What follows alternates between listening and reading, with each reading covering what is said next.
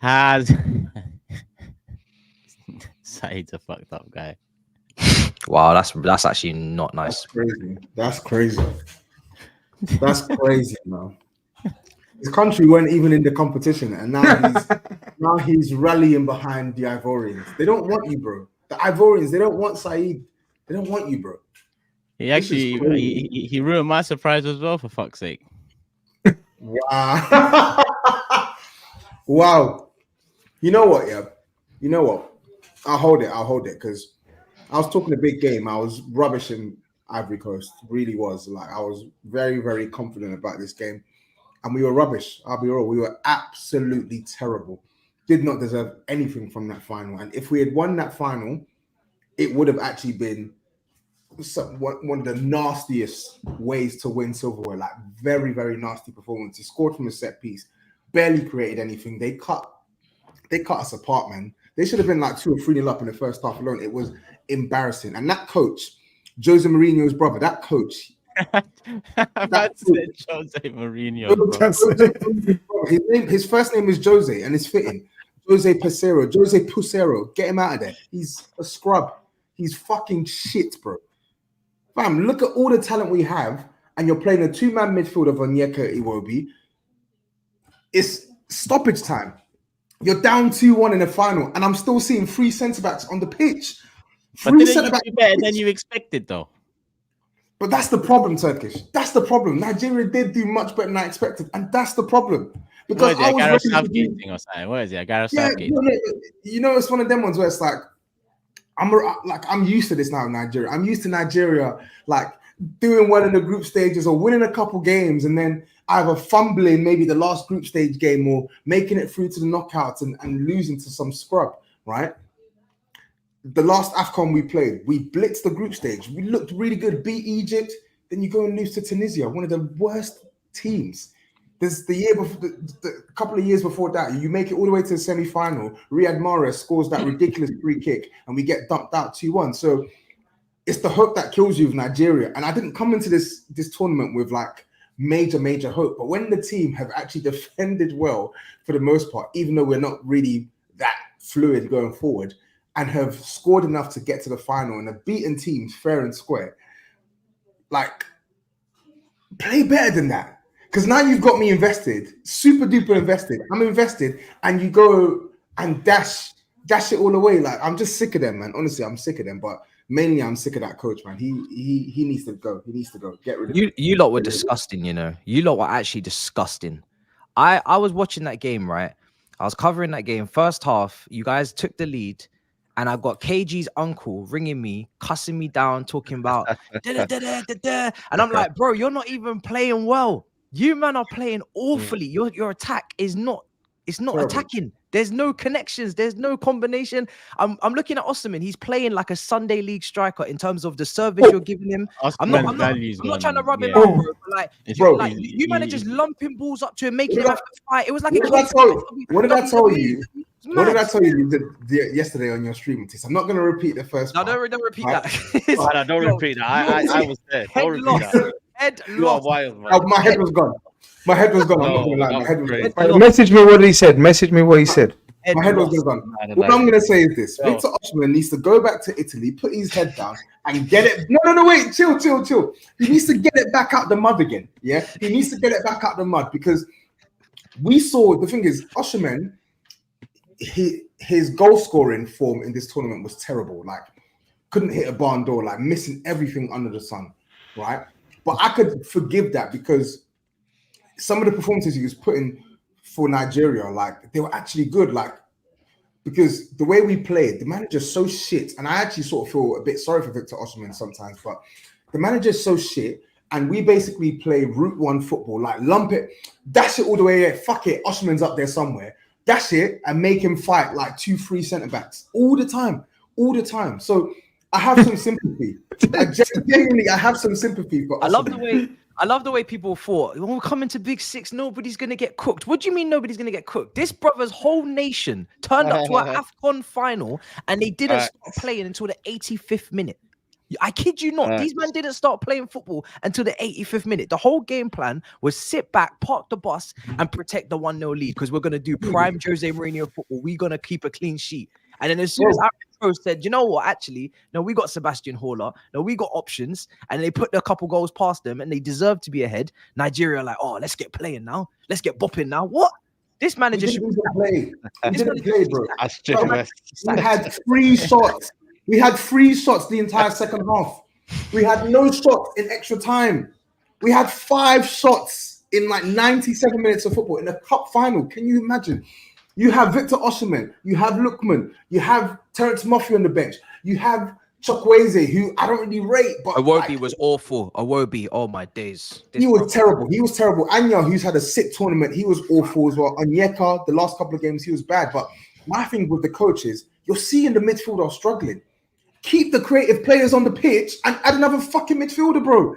The guy's allergic. He's like Joe. It's like if Jose Mourinho and Nuno Espirito Santo had a baby. Like this is this guy. Genuinely, this is this guy. He's so negative, bro. Is he gonna get sacked? Is he gonna get sacked? I hope he gets sacked.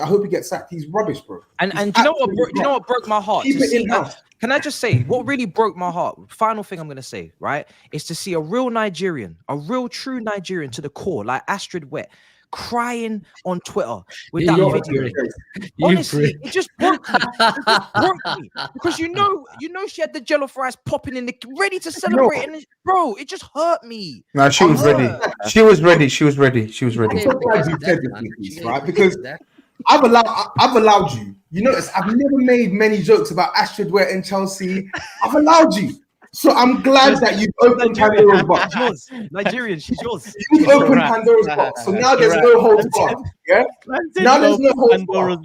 So cool. You've opened Pandora's box. Thank you for that. Cool. Calma.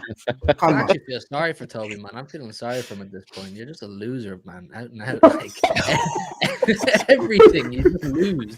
Lose, man. I'm sorry, dude. I thought we were gonna get for the first time in Big Six history, Toby coming on after my trophy. Yeah, I was like, as if he's finally won. No.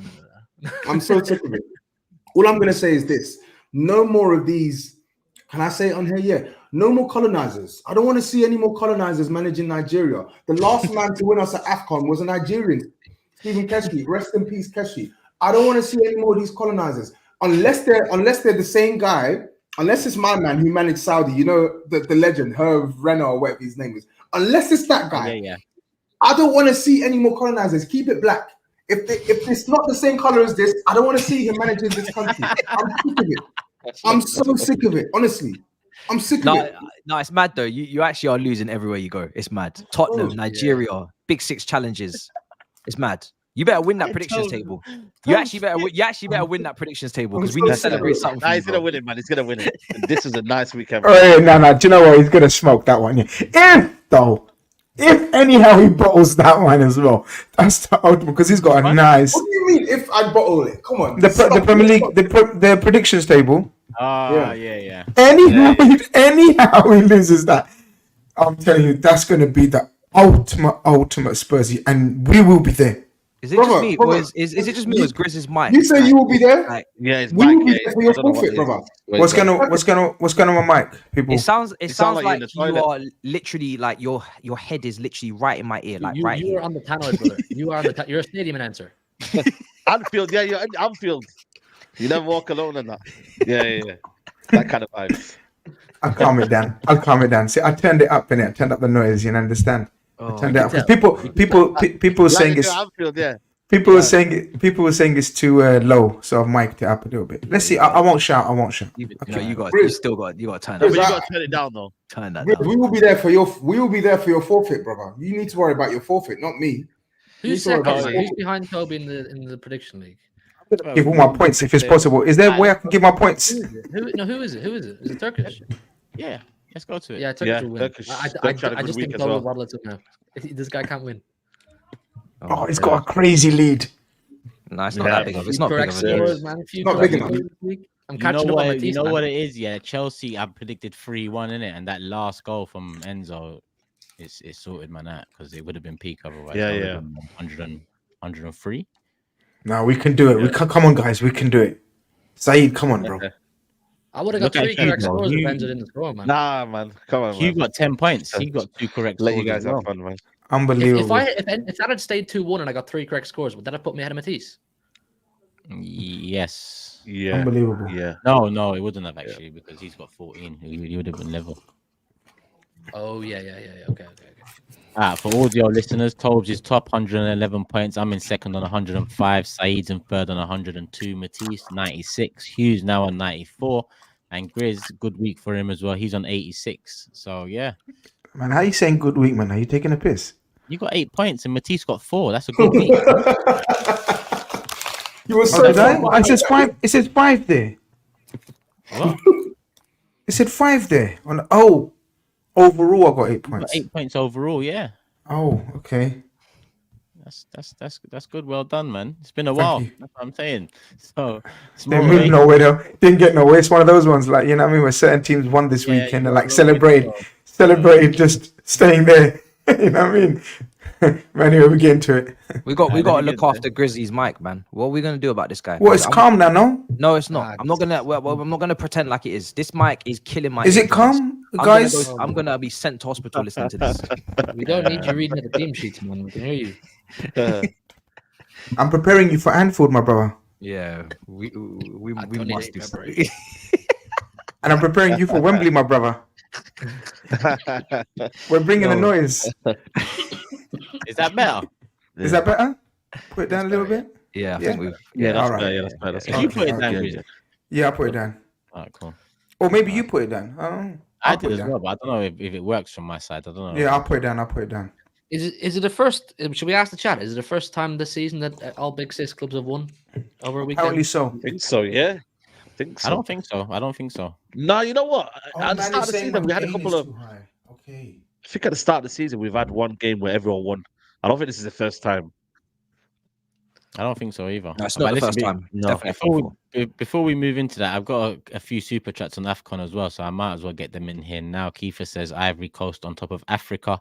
Tobes, you really thought you were going to come and beat us at home. Nigeria is the Spurs of Africa.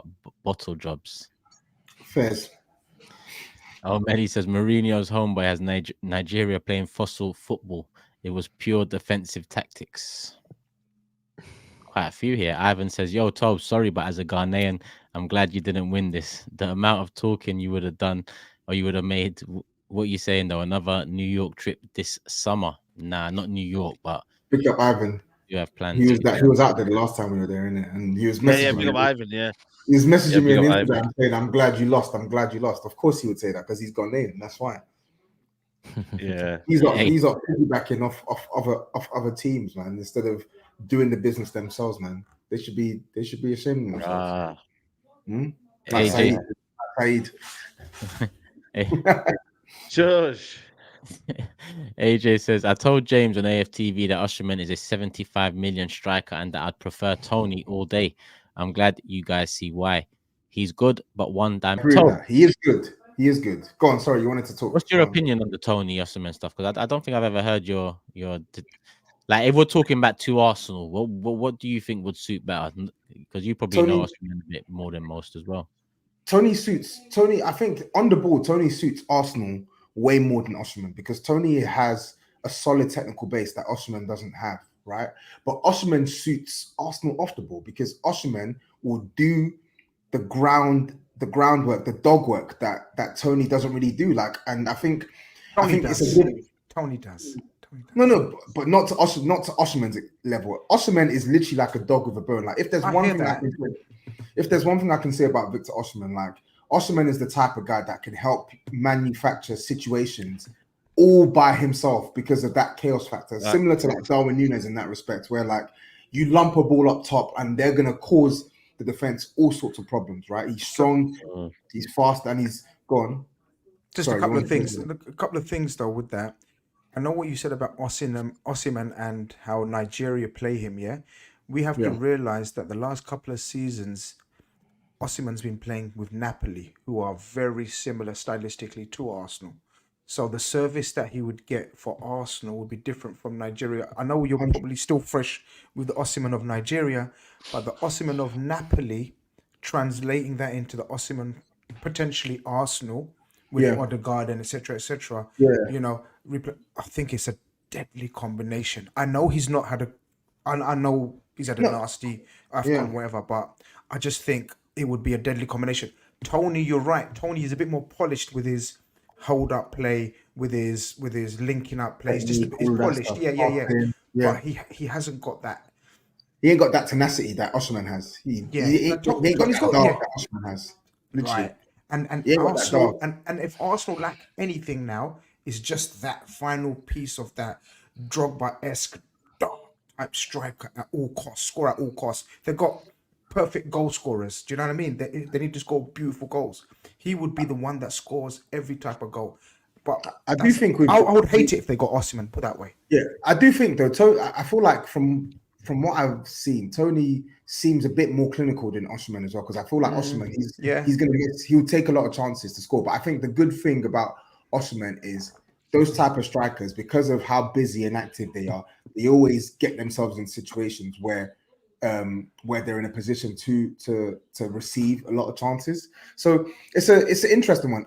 I think what I will say is, how bad are we talking with the conversion rate though? Because I've heard a bit of that, and that's the one thing that started worrying me because obviously that's been a problem for us. Obviously not now in the last 3 weeks, but prior to that break.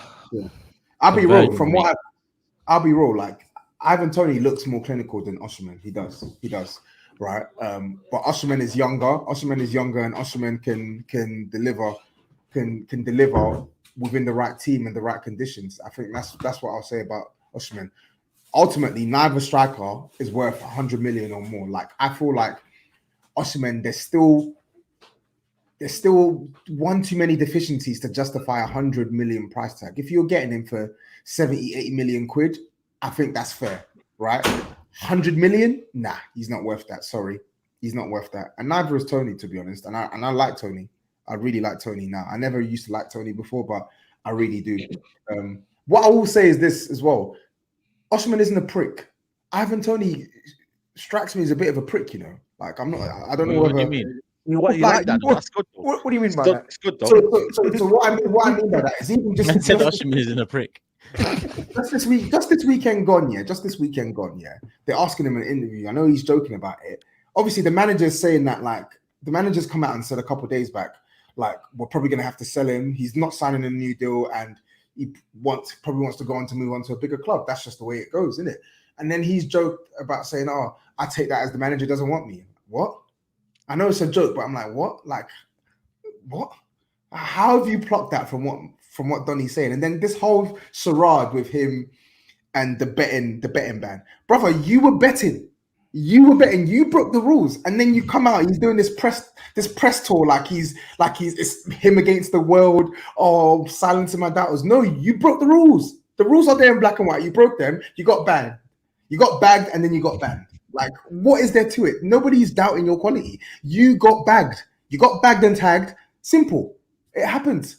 He has a bit of a history, Tubbs, doesn't he? He's got a bit of a history of being doing some outlandish. Remember the thing on the yacht, man, where he said, "Yeah, bro." When he's in Dubai, Brentford have shown this guy nothing but love. Did you see the welcome that they gave him off the back of his band? This is a guy who is being paid by the club and has broken the rules. What did he say with the no? What did he say with the yacht business? Yeah. The yacht, some chick. Some chick was chick was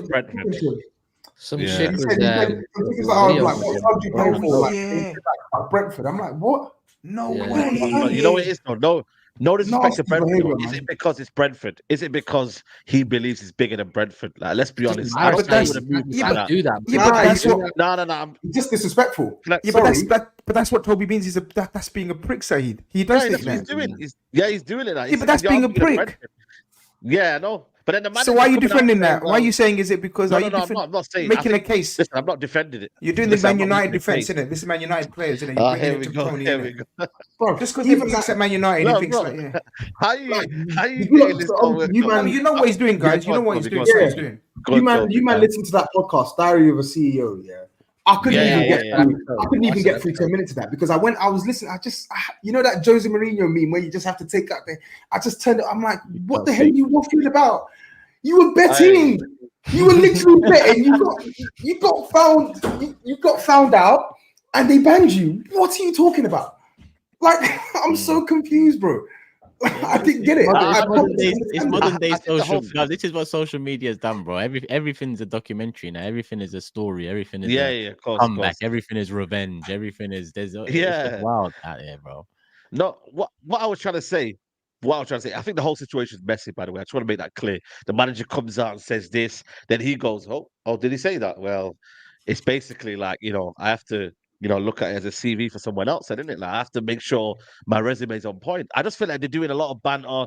He's a bit too cheeky with it, but ultimately he knows, innit? Like, man's a bigger guy, innit? I'm the bigger fish here. I can move in the summer. So I just feel like he's trying to play main character kind of guy. You know what I mean, bro? It's 100%. I just think but he also needs to remember that they signed him when he was in League One. They believed in it. I know. They believe in his talent. Obviously, he's repaid them back on the football pitch. So I'm not even trying to say he's not repaid. He's repaid them back on the football pitch. I think he's got something like his Premier League record is 1-2 exactly. I think he's got like 35 league goals and 70 appearances. That's fantastic. That's fantastic for a guy playing for Brentford. That's really, really good. However, this is also a club that took a chance on you, and they've stuck by you. They've given you a new contract. They've rewarded what you've done for them. And I just feel like he's way too disrespectful of the club. Sorry, he is. No, I hear it. So that's why I feel like Toby going at Ivan Toney. You know what I mean? That's another one of Toby's kind of. They're gonna tell me. Who was it last time? There was another one that you were pissed off at. What was the other player that you were pissed off at for no random reason? I think there was another player. Who can help me out, guys? Some other player he had a mad beef with. When recently? We got Grealish. Grealish is on the side. Oh, you mean Chiellini? He had Sheffield United. Sheffield United. It wasn't Chiellini. It wasn't Chiellini. I don't know Chiellini, but he's had one with Sheffield United for some random reason. Sheffield United. Oh, he still beat Sheffield United, by the way. Today I saw a tweet. Yeah, he still beat Sheffield United. Neil Mope. Is anyone else? Romero? Remember he wanted to beat Romero? Everybody knows he's a bastard, man. I love Aguero. What's this about Aguero? I love Aguero. I said Romero. Oh, Romero. Oh, okay, cool.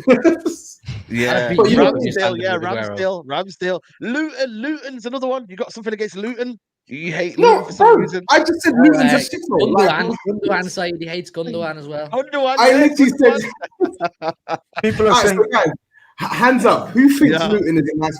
Who thinks Luton is a nice place? Hands up. Shut up. He's also got a previous beef with Joe Willock. I've not been Luton, so I can't say anything. I've not been Luton yet, man. So. It's a good little place. Yeah, man. And GRIZZ is beefing Enzo Fernandez on Twitter because he handed a shirt to a River Plate fan. What? You are shameless. What did he tweet?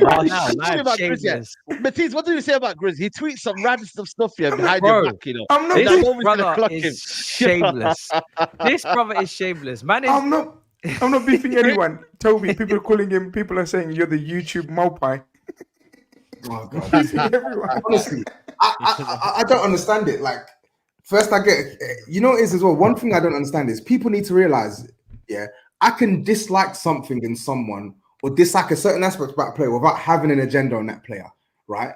That is possible. Like when it comes to me, oh, Toby, you have an agenda. No, I don't have an agenda. I just think this one specific thing I'm talking about, I don't like. Yeah. Like, why does everything have to be agenda? For you, the area between disliking and agenda, it's very blurred and grey. It's really hard to tell with you sometimes. You just don't like him, or you have an all and out agenda. Which makes it entertaining, though. It makes it entertaining. He never forgets you. He never forgets. No, if you've got a dislike for something, you can praise them when things go the other way around. You cannot. You just go silent. You go silent, and we have to bring it out of you. You sit there quiet. And we have to say, "What do you reckon, Tobes? What do you reckon?" And then you went, "Yeah, you do." That's not being. I mean, a real football man. You're a real football man. No, I don't know. I don't know if I agree with that, but I think there has been times where that's happened. Yes. Okay. But I think it's quite. I get your point, Hugh. Sometimes it's quite blurry, but I think there are some players where it's like it's abundantly clear. Like this agenda is never going away. It's here to stay for life. right? Yeah. You're set in stone, innit? Yeah. I'm talking about your Kai Havertz, your 1v1 demons and stuff like that. Like that's not going in. Kai Havertz is doing wonder his. who said that. Kai Havertz is doing his thing. So I know we're gonna get into it. Maybe He's we'll not. segue into that. Let's talk about it because that's the big result. Let me finish up because we're gonna Yeah, get into it. yeah. Bro. So I might as well. Yeah, finish. because I don't know. swear, There's a conversation to be had. Bloomberg Neil says Cote. Nigeria were doomed the second Thai started doing push-ups after they scored. Football is a humbler. I didn't even see that. Imagine. Oh, man, I seen that, bro. That was crazy. Yeah, football is a humbler, man. Toby says Tobes turned into Killmonger. I like Killmonger, great character. Yeah. From where? From Black Panther. Bamfa. Yeah. You can take Tobes out of Tottenham, but you can't take the Spursy out of him. Bayern about to be trophyless for the first time in 13 years. Ha ha ha ha ha! You're so funny, pet voice. Ha ha ha. Tobes supporting Nigerian Spurs, moving like Stanis Baratheon. Love you, Tobes. Wow. That's from Tom. Man's calling me Stannis. Stannis met an ugly end, you know. Come on, give me a better character, man. Come on. People disrespecting Osimhen is a sin. People going for him are just Nigerian haters. A man is playing alone in attack. What do you expect? Right. And AO says, as an Arsenal fan and Nigerian, I can imagine enduring the same display from Nigeria as a Premier League team every week. It will be too much to handle. And Shamar says, Tove's been online all day, killing all the Havertz propaganda in sight. I blame that no new thing, fella. He's done irreversible damage to Arsenal's, I assume you said, fan base. So many Arsenal fans are indoctrinated by that guy. It's crazy. And he says 100. And he says 100%. Because you know what? It's Havertz ain't a subject I'm gonna talk on right now. I'm gonna if other people, because Grizz looks like he wants to say something. We're gonna get into that, but I think it's also not the first thing to start off with the Arsenal win. So we're gonna Tobes, you're 100% correct. Luton is a shithole. I once drove there and drove straight back out. Sorry, Grizz. Maybe That's calm, man. It's calm, man. It's calm. It is what it is, isn't it? Just getting dragged. Would have been worrying if you drove in and stayed there, innit? Like a prick if he wasn't from there. Of course he drove straight out. You know what I mean? What a dickhead. Why are you getting so offended? Because I drove in there, like drove out. Like it would have been stupid if he stayed there, innit? I drove there and I stayed there. But why are you getting offended? You even admitted it. Because he's calling my adopted town a shithole. How am I not gonna but you've admitted that it's a shithole. No, what the shut up. Yes, I'm pretty sure you have. Parts of it, yeah. But name an end, that's part of it is not rough. Name an end. Name an end, it's not rough. That's what I'm saying. So we should be allowed to. So he said, but he said Luton is a shithole. If I show you my view right now, you're gonna say, yo, is that Cambridge or is that Luton? If someone was to say to me, oh, Stevenage is a shithole, there are parts of Tottenham that are shitholes, like West Green Road is bro, that road is disgusting, bro. It's absolutely disgusting. You're allowed to say these things. You're allowed to say these things. If the thing is true, the thing's true. Is it not? Shouldn't generalize, man. Shouldn't generalize. But yeah, there's parts of it's a shithole. Moving on from that. Listen, people, there's 7K in the building. So first things first, come on, hit the like button. Let me see how many likes we're on. We're just about hitting 1,000, but I think asking for 2,000 makes sense since there's 7K here already. Less than half an hour in. And listen, it's a little reminder. I haven't reminded people in a little while, but our individual channels are all below.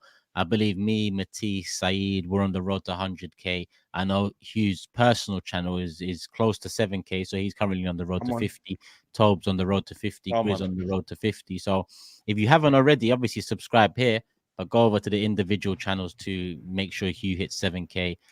Help us along the way, because this year we're hoping that not only this grows, our individual channels grow in turn too. So make sure you support us there too, people. Hit the like button here. And don't forget to sponsor Manscaped. TB620 is the code for 20% off. Use the code or use the link in the description. You can go via that and it should automatically apply. If it doesn't, then you just use that code TB620. They'll know you're coming through us. And that's all good, people. Show them love. They show us love.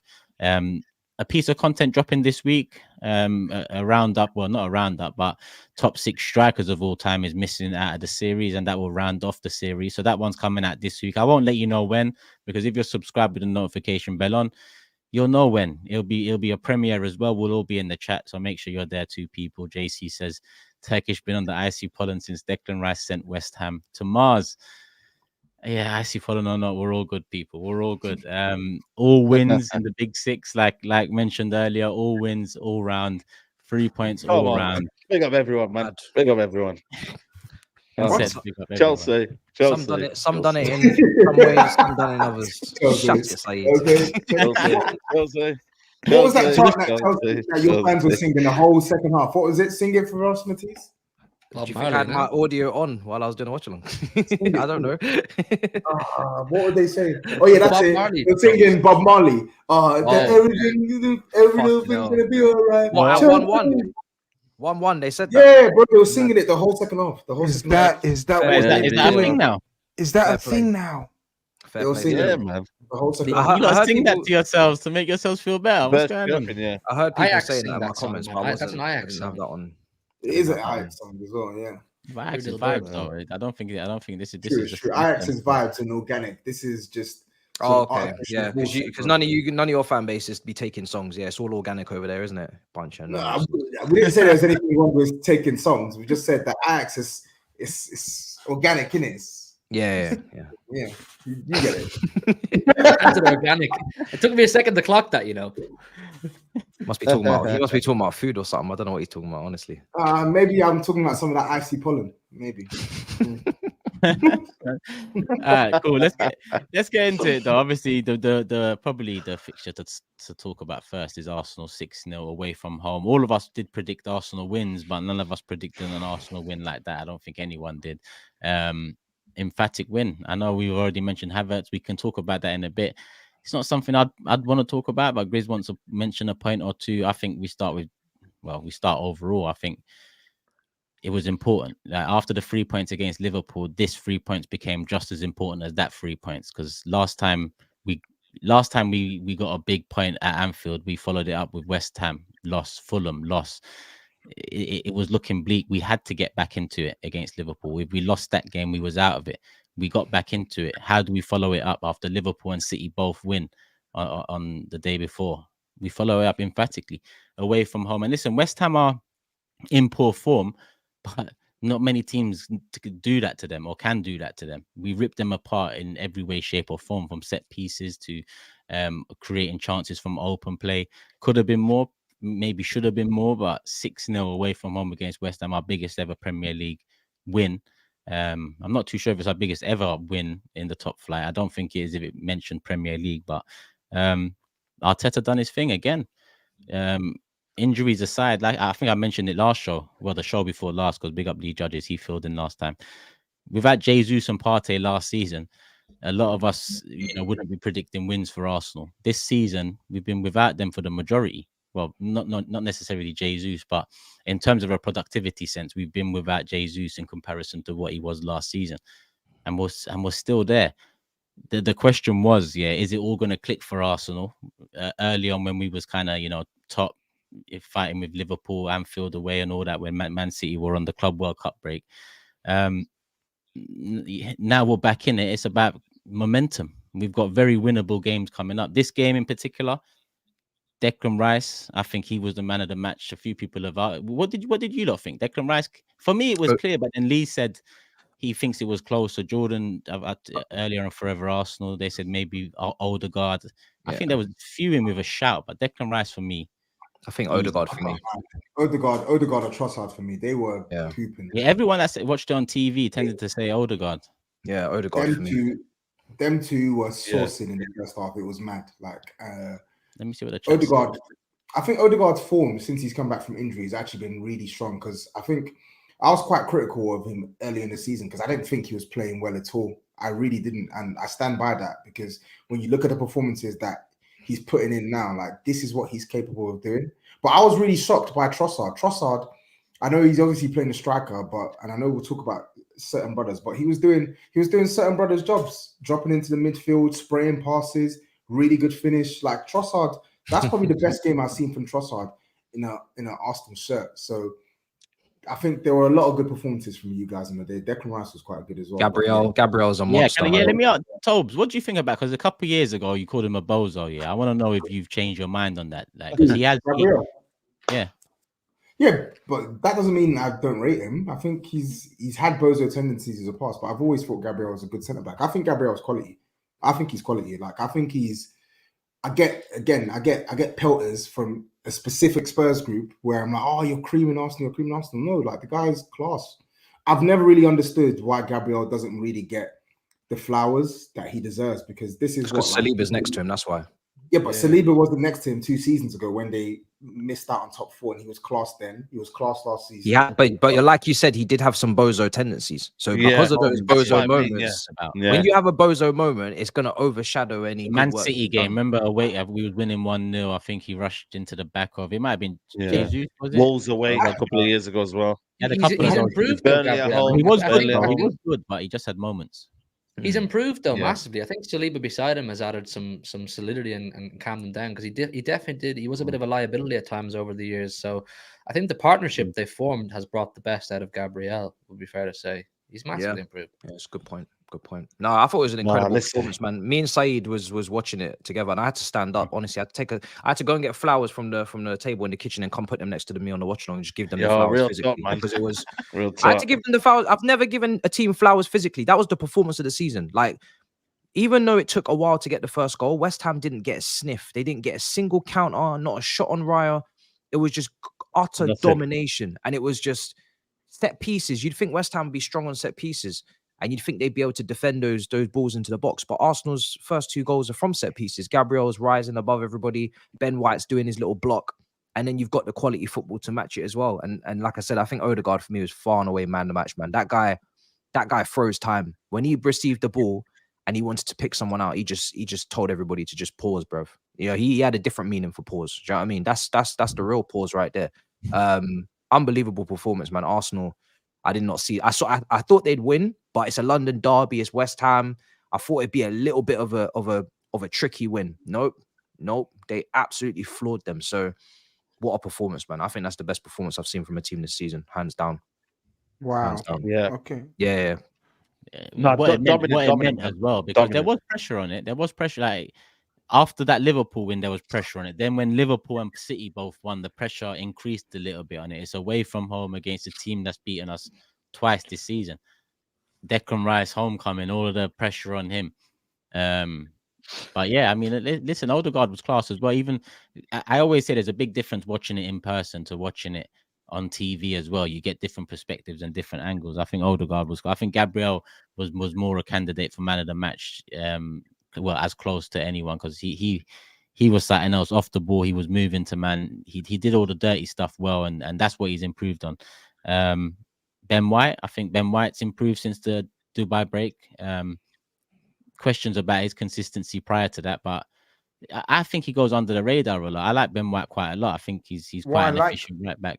Huh? I think Ben White was very, very good, and that again, that little tactical switch that he done, where instead of, because Zinchenko wasn't playing, and normally Zinchenko is the inverted fullback. Yeah, he realized Curio can't do that, and Ben White's played a lot of DM, not a lot, but he's played a significant amount of DM, so he's comfortable in midfield. And as soon as he moved into sort of central midfield alongside Declan Rice, I personally thought it's going to be a walk in the park.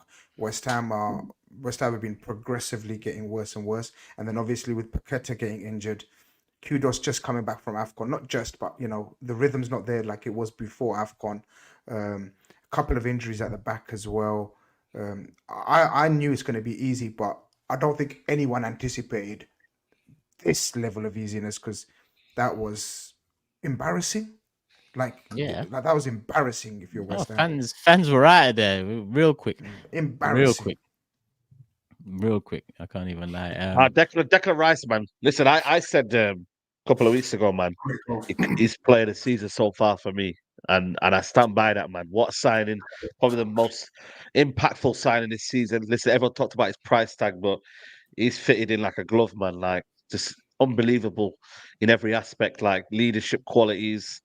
You know what I mean? On the ball, people kind of looked at him and thought, "Ooh, is he comfortable on the ball?"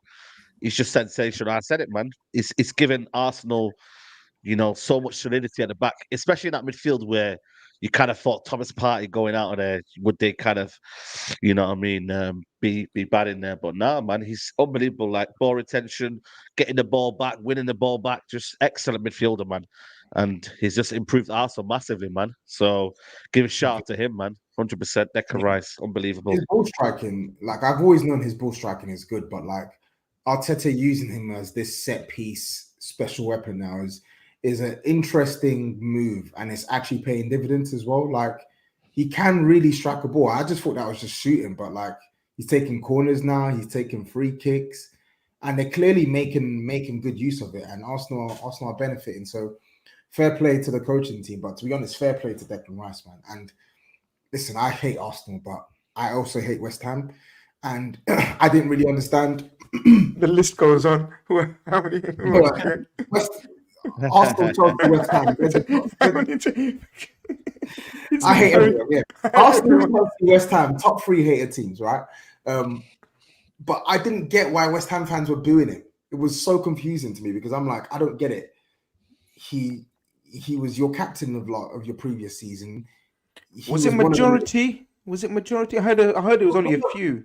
I heard he was getting a clapping at some point. It was quite mixed. But when the boos become prevalent when a few people do it together. Yeah, but I didn't get why they were booing him because I'm just like, this guy got you the most money of any player at your club. I'm surprised. Obviously, I'm not surprised. He didn't celebrate when he scored that screamer, man.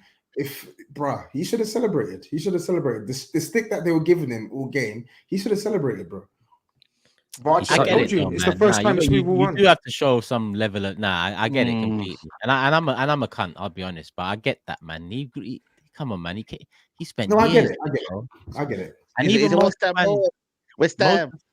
the fans as well. I didn't speak to a lot, but let's say I spoke to about 10, 13 after the game. Most of them that said they was booing said, "Listen, we love him, but it's just about trying to put pressure on him and trying to fuck about with him during the game more than anything." So even some of the people that were booing were doing it for their own reasons rather than hating the decision. We done the same when Suarez came with Barcelona to Anfield. We done the same, man. In when Barcelona Liverpool, we done the same. Yeah. And you do what you got to do to try to win, but then you show your respect afterwards. It's almost a compliment to the player, isn't it? It's because you know how good they are and how much they can punish you that day. So you're trying to put extra pressure on their shoulders, try and put them off their game. And you got to give it to Rice, man, in that atmosphere, going back to like the amount of emotions going through his mind going to the London Stadium the weekend would have been crazy. Like, he only lifted the trophy for them a matter of months ago. What a goal, man. I agree. I agree. The level of professionalism and the way he's handled it all, like the move, going back, class, not reacting to fans, because we know many a player that would have reacted on the pitch with signals or gestures or something. He was absolutely class. So yeah, man, fair play to him. I think, you know what as well, yeah, like I don't want it to sound like I'm hating on Arsenal, even though I am an Arsenal hater, but like Arsenal I would say that's one of Arsenal's best performances this season. But I actually think that Arsenal have had quite a few games in the last couple of weeks or months where they've played like that. Like they've created a number of chances, had 25 plus attempts, camped in the opposition's box, and the goals haven't gone in. So I think yesterday Arsenal were really good in terms of putting the ball in the back of the net and utilizing the set pieces. But I also think West Ham were fucking awful. Like as soon as we scored, the first 10 killed him. The second goal killed him. You're right, exactly. The first 10-15 minutes, they were in the game. They were defending well. They were restricting the number of space that Arsenal could play into in West Ham's half. And it's like, as soon as that first goal went in, it's like now all of a sudden there's sixes and sevens. And then the defending for the second goal, like West Ham, you would think deep block, compact, organized, Bukayo Saka and acres of space. Like you didn't even need VAR for that. He was clearly onside, like clear onside. And after that, it's just like floodgates open. 4-0 down at halftime at home. Nah, man, hang your head in shame. That is absolutely pathetic, bro. And I knew Moyes was cooking up something nasty. When I saw a right back, I even tweeted this. When I saw their right back playing left wing They were playing a right back in left wing. I said, yeah, this guy's cooking up something nasty, man. There's no chance they're gonna get anything out of this game. But with West Ham, where do they? Like, how much credit has he got in the bank with West Ham fans? Get rid of him, man. Get rid of him. Sorry. No. Huh? No, but I know he won that. I know he won that trophy. Like, all right, European trophy. But his level of football, even last season, take away that European conference, wasn't great. Like Paqueta aside, Paqueta and Bowen. Paqueta no party, man. You know, Paqueta is a big. Listen, defensively, I thought, what's that guy in the back, the Moroccan guy, bro? He's a disgrace, man. Him and Zuma, disgraceful. But Paqueta, he's not a bad player as well, but he was really poor yesterday. Bad. Really poor. But they don't have no creativity, man. You got Brennan Johnson, left winger, in that man, trying to do. Not Brennan, man. Why you relax, man? You ain't that guy. He's got Brennan Johnson on his mind, bro. Brennan Johnson. You mean Ben Johnson? Ben Johnson. He tried to do it again. Sorry, Ben Johnson. Like, man, he did try and think at Old Trafford, and I was like, bro, what's this guy doing here, bro? You're all right, man, bro. What are you doing down here? What's the polar bear doing in Arkansas or something, whatever it is? Yeah, bro. Like, what are you doing down there, bro? Go back to where you get me. But yeah, man. Like, but Paqueta's so influential in what he does, man. Kudus wasn't the same player. You know, that three there, they're all interchanged, bro. One time Paqueta's playing up front, one time Kudus.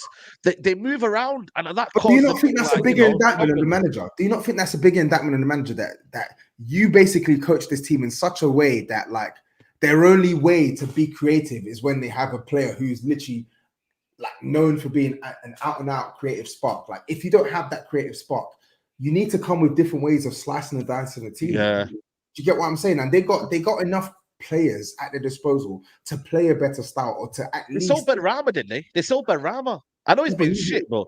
At least you got some creative spot, bro. But that's someone on the bench. Bro, they bought on Calvin Phillips, and he's shit as well. You know what I mean? What's he gonna do?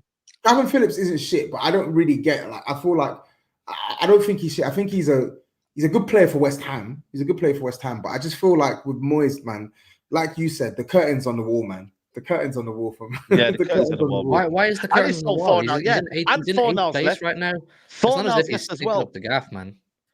David Moyes. But how can you let go Fornals and Benrahma and not bring people in? Like, listen, I'm not saying Fornals and Benrahma are the answer here, but you can't just let them go. And then you got Europa League football. Like, that would be entirely down to David Moyes that he let go these players. I'm just saying that, but then he should then say, right, I've not got no options. You know, can we? If you're gonna sell them, then at least bring me some people in. Like, that's the least you could do. You know what I mean? And that, for me, is terrible, man. I don't know who they have on their bench, but it's just not good enough, man. But listen, they weren't going to change the outcome anyway, because Arsenal were going to beat them regardless. Yeah. Like, it wasn't going to change no outcome. Arsenal were better than them on the day. They were even the striker as well. They didn't bring the striker. You know, that's another conversation. But yeah, other than that, you know what I mean? It's a very, very good day out for Arsenal, man. You glitched that. You know what I mean? Saka filled these boots. Rice 10 goals. 10 Everyone goals. filled their boots apart from a certain player. But if I speak on it, Tobes, it's an agenda. It's an agenda. Nah, before we do, let's talk Saka, because 10 goals, third season in a row, double digits goals. He's going to get another double. He's only 22 years old. This season, he has, maybe performance-wise, there's been questions about it, but he's still putting numbers on the board. Again, I think James said it earlier, forever, was it 100 goals he said now? 200 and something appearances, but he's got 100 goals and assists, across 200 and something appearances. Bro, Saka just keeps on doing his thing. And this season was big because everyone said Champions League, can you do it there as well? And he was in the group stages, he produced. Obviously, knockouts soon come, I think next week, Porto. So we'll see, but you were there. Oh, he's doing his thing. I can't even lie. Super chats. Should have had more. Should have had a hat trick, man. Should have scored the first and a half as well, man. You know what I mean? Could have easily had a hat trick. I wanted him to stay on, but that header should have chipped him over the keeper. But yeah. But he like, his movement destroyed them yesterday, man. They couldn't really live with him on that side, man. He smashed them. Sorry, you wanted to read the super chat, or you want to talk about your store sign? Well, I think there's, you know what, there's one super chat here that I believe will lead me into that anyway. So let me just get this one up because it makes sense. Ibby says, Turkish, why did you give Havertz a 5 going on 4, yet you gave Martinelli a 7? What was the difference in their level of performance in that one game? All right, I'm gonna hold my hands up. I even said it in that video straight after giving Martinelli a 7. I said it's probably a 7 going on 6. You didn't quote that bit, did you? On top of that, I said this. Why is it different to Havertz? I said there's probably a bit of bias there, but at the same time, the expectation, the reality is he's our highest paid player. Fair. Yeah, that's fair. That's fair. I expect That's more fair. from Havertz. So like, I don't want to talk about Havertz again. I've done it with Curtis earlier on my channel. You're welcome to go there and watch that. I've done it on Forever Arsenal earlier on AFTV. You're welcome to go back there and watch that. GRIZZ mentioned Havertz already. You want me to do it? You want me to do it for you? I'll do it for GRIZZ, you. yeah, whatever. You two are welcome to have the discussion. So, do you want to go first, GRIZZ, or shall I? No, I ain't here to defend. believe this is even Havertz going for on. Arsenal, man. But no, yeah. no, I ain't his lawyer. Fuck that. But I ain't doing it. No, I ain't defending him. Don't back down, because he had energy before. Go on. No, Yeah, I you didn't. did. You did. No, I didn't. Yeah, you did. No, you did, No, man. I You said did. I was You talking said, about the agenda. I'm ready for that conversation. You basically were trying to. Oh, shut up, Don King. Man thinks he's Don King. Yeah. No, you know what it is, I was thinking as I well. I was said- like, is this Ibby that I know? Like, I'm thinking that he wouldn't. Bro, Super Jet for why Pogba, you yeah. rattled, man? Just speak on the guy. Oh, so how am I rattled over Havertz? I'm not speaking. I'm not defending him. I just said we were talking about agendas and Toby's agenda against players. I go, Havertz is one. You're allowed to change your mind. He's been better. He's been decent. Let me You know get what this it up. Let me get this You up. know what it is? These defending kind of him. comments, yeah. These kind of comments, they Bro, they do my nothing, bro. I'm dumbfounded by these comments. They do my. I don't want to speak. I'm not even an Arsenal fan, and they do my absolute nothing. I don't want to speak. There was a point in a previous match where someone played a pass and Havertz didn't touch it, and then it went to someone else and they scored, and they gave him praise for not touching the ball. Swear to God, Bro, the game yesterday, yeah, you noticed obviously Arsenal, most of the traffic is coming on the right hand side. Why? Because obviously they got Saka and Odegaard there just hooping, right? Not much traffic comes on the left hand side, and that's not because Martinelli's bad. Don't get me wrong, Martinelli didn't have the best of the game yesterday. I don't think it was bad, but I don't think he was good either. But the problem is, Arsenal struggled to build through the left hand side. Why? Guess who's playing left number 8? Guess. Just have a guess. Hazard a guess as to who's playing left 8 for Arsenal. The guy is crap. I'm so sorry. What are people watching? What are people watching? This guy goes through a game, does nothing, plays a couple of passes, gets 90% pass accuracy, playing lateral passes to Odegaard, to Rice, to this, that, and the third. Declan Rice is a number 6, and Declan Rice carries more of an offensive threat than this guy. How crazy is that? Declan Rice is the number 6, and he carries more of an offensive threat than the number 8. And I'm watching this, I'm seeing the haram, and yet I'm going on Twitter and I'm seeing man gas up the performance. Someone called him today. Somebody called him today an offensive Gilberto Silva. What the fuck does that even mean? What does that mean? Oh my God, he wins so much goals. That's actually offensive. That's actually wild. That's actually offensive. That's That offensive is to. wild. It's not. He's not the offensive Gilberto Silva. That's actually offensive to. You know how good. That is mad. It's Wow. mad. I'm going to get some chicken for that after that, man. I'm getting some chicken, man. Holland, bro. Fuck chicken. It's not even my player, but I feel so passionate about this because I hate when people gaslight others and lie about what they're seeing. What you're seeing from this guy, it's not good. If he didn't cost 65 million and wasn't your marquee signing, if he didn't have the rep he had in Germany, you would not be speaking about him like this. If he was an academy product who didn't cost anything, they'd be saying, "Listen, just move him on to a mid-table team." That's the facts of the matter. They'd be saying, "Move him on because he's not good enough. We can get better than this." If you had him for nothing, you'd say, "You know what? We can go and buy better, so we don't need to use this player. We can go and purchase someone who can really play in this position and change lives." But because he cost something, there's an embarrassment of realizing that you've wasted that much money and you're not getting what that value really warrants. So you got to defend it and you got to make excuses for it and you got to propel it and push it higher than it is. He's just in this Arsenal team. He is pretty much bang average. He doesn't change lives. He doesn't make magic happen. He is just a willing presser off the ball. He works his ass off and he just plays the simple passes. And that is it. And that's just the facts of the matter. Anybody who's trying to make any other story up, I don't know what you're watching personally. I really don't. Do you know what else mad as well? Maybe that's his role, man. Maybe that's what he was brought on to do, and that's what Arteta wants him You to do. paid 65 million for that. You couldn't buy. You could get that for 20 million. You could get that for 20 million. If that's what they wanted, listen. He also makes a relevant point, though. I like those points. All I'm saying is, man, like your expectation might be different. You're doing the That's up Grealish to thing. you. This is coming from Grealish. Okay, cool. No, let me. This is up to you. Your expectation is on you. It's coming from the Grealish thing. Maybe like Pep and Klopp and Arteta know what they're doing and know what they want from their players. All right, go on. All right, That's up to you lot. You lot join. You lot. So when Man City winning, when Man City winning 2-0, but at halftime everybody's cussing because Akanji's in midfield and Foden's out wide. All right, cool. All right, don't speak on this again, please. I'm just saying. What's the relevance there? No, you're not allowed to cuss because they're top managers. They know what they're doing, so don't talk. No one said that. That's what you just said. That's what you just said. No one said that. That's what you just said. Don't do that. SAEED, you're rattled. You're rattled. Why are you rattled? That's what you just said. You just said the manager. So what you're saying is, while Arsenal are beating Liverpool and while they're battering West Ham, he's playing Havertz just out of stubbornness. Bro, I'm just saying. He's playing Havertz because he has to. He bought him, and there's no other option. He doesn't have to play anybody. He doesn't have to play anybody. Hold on. If Smith Rowe, Vieira are injured, who else is playing? And Nketiah is there to play forward and Trossard in midfield. He can do other things. Nketiah's not good enough. You know this, bro. That's not the point we're trying to make. The point is he doesn't have to play him. Does. Yes, he does. He literally does. That is so. You lot are better than this. You lot are better than this. You lot are better than this. Why are we doing this? I'm not better than this. Let me be honest. Okay, you're shameless. Okay, Thomas Partey is out. Emil Smith Rowe is out. Vieira is out. Trossard can't play there. He has to play. That's just facts. You lot are finishing him off. Look.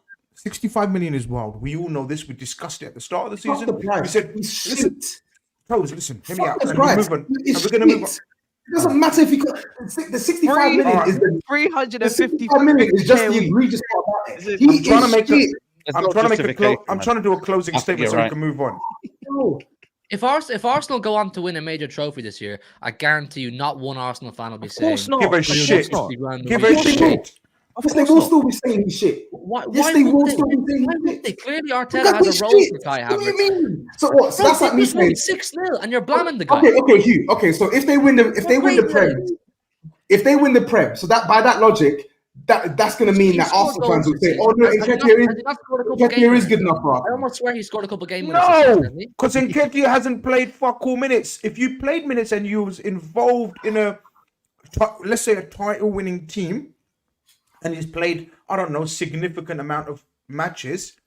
And I always say this about you guys. Remember when you come for Núñez and you come for certain players? I said, if the goal is met, I'm good with the whole. Exactly.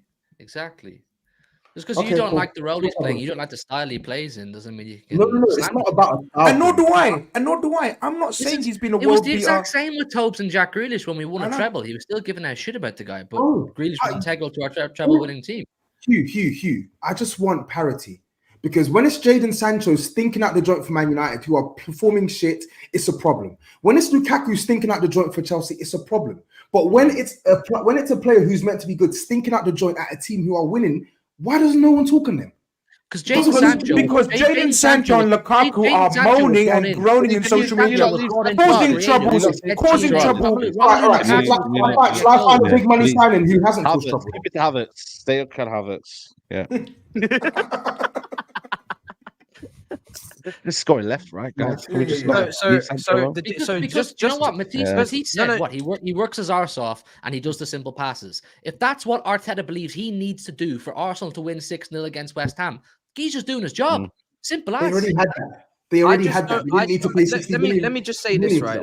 Let me just end on this. If they don't win the league and they don't win the Champions League and they fall short, I don't want to hear any criticism for Kai Havertz. I don't want to hear he hasn't stepped up to the plate. I don't want to hear that he didn't take us over the line. Because if you're not willing to criticize him after when it's all going well, then no problem. But then don't criticize him if they fall off short and they finish 2 points behind the leaders. Because then I don't want to hear it. Because you're just being disrespectful. You two better be top of the list. So it's all good. No. Don't say you two better be top of the list. My boy, this you, yeah. His name's Nomics on Twitter, yeah. He made a great point. Don't accept in victory what you wouldn't accept in defeat. Don't think that just because your team's winning that shit is not shit. If shit is shit, bro. It doesn't matter whether you're winning 2 Champions League, 3 Champions League. If that shit smells, then it's fucking shit. Like, it's that simple. It is so simple, honestly. Genuinely, it's so simple. Toby, Like, come on, what are we doing here? That. You hold that. Do you know? Ask him why I tweeted him earlier on. I said, "Why are you so vulgar?" And he went question mark. Shit, that's not vulgar. That's not vulgar, though. That is not vulgar, bro. I don't understand. If he was performing the same way he's performing at Arsenal, if he was performing this way at Palace, at Chelsea, just say Chelsea. Just say Chelsea. If he was performing like this at Chelsea, I would love to hear Hugh and Grizz waxing lyrical. I would love it. I'd love to hear it, but I wouldn't hear it. Though, I wouldn't. You wouldn't. No, it's true because I'm trying to give you a outside perspective without the agenda and bias. There's no agenda. It's not. No agenda. Look, it's very clear there is. No, there isn't. From his Toby, shut up for a second. From his time at Chelsea, from a continuation from all your comments since he's moved to Arsenal. And the continuation of the hatred was it. Of course, there's an agenda. Even if he's had good games, none of you have called it out. To say that he's worth. Look, there's 2 different things we're trying to say here. To say he's worth the money and he's been game changing for Arsenal, that's totally incorrect. No one is sitting here delusionally and saying that. What I think me and I'm saying, and I think Hugh is saying the same, is we're giving the example of Grealish where. It doesn't matter if you personally don't rate him, and it doesn't matter if you personally don't like him stylistically, and he's not doing what you think he should be able to do. If he's doing what the coach wants him to do, and the coach continuously picks him, because Arteta can drop him. For who? If he continually picks him, and it ultimately leads to success, then you just have to go with it, man. Flow with it. Calm. So let me get this straight. So the coach wants him to miss chances, have a baggy first touch, not create that many chances, but you're just being disingenuous now, innit? I'm gonna be disingenuous. You're just being disingenuous. I said the coach wants him to do. The coach wants him to do all these things, but because he's winning, because he's winning, because he's winning duels, and you can put him in the spot. That's right. Turn his back. Yeah. No problem, brother. I'm done on this. Yeah, that's what a coach wants him to do. I'm done on this. Yeah. All right, cool. To be honest, I was waiting for a stop to that debate. I didn't know where it was going to come, but yeah, there you go, people. There's the Arsenal fans. There's the opposition view. We don't know ball, Turkish. That's what they're gonna say. You don't know ball. You don't watch. I've heard it all day. I can't believe I grew up in a generation of Zidane and Dino and all of these men, and I don't know ball in 2024. Offensive Gilberto Silva. This is the let me not get into it. Where's the super chat? Wait, Gilberto Silva. By the way, we should do it. You know what we're gonna do? We're gonna do a show. Content on the most underrated players, and Gilberto Silva is going to be. Streets won't forget. Let's do it. Yeah, Gilberto Silva will be in there. I'm telling you, now I'm spoiling the fun. Let's do it. Super chat time. We've got a fair few here, so bear with me, people. Big up Vibe. I hope you're well. Arteta is still looking to fill that role. He says Smith Rowe and Vieira yet to prove. What I don't get is the obsession over him. Majority Arsenal accepted 65 million down the drain at the start of the season. Balance, because as much as I'll speak from my perspective, as much as I literally knew it was pretty much down the drain, or my opinion before everyone loses it, that it was down the drain, I'm still gonna hold him to that regard when I'm looking at expectation and output. And come end of the season, the trophies will determine that. He's joined a title challenging side as a key cog. So he can't shy away from that come the end of the season. Nor can Declan Rice. Don't get it twisted. This ain't me. That's 2 big signings coming in end of the season. We will look at how much they've improved or failed to improve us. And I know one at this moment in time is clear of the other. But we hope one catches up. That's all I can say. I doubt it though. If he says, I can't believe I spent £5 for fake Havertz prop. I had to get rid of that bad taste. So here's another £5 to cleanse the plate. Chelsea are shit. Big up. Can't complain. AJ says, let's have a weekly segment, quote, Kai segment. As long as we win, I don't give a fuck about Kai. If we don't win the league, it ain't because of him. Point of view, I don't rate him. I agree with that as well. I agree with that as well. Jay says Havertz has almost the same goals and assists as Xhaka last season in the same position. Havertz bossed Liverpool as well. I was a Havertz doubter, but he's converted me.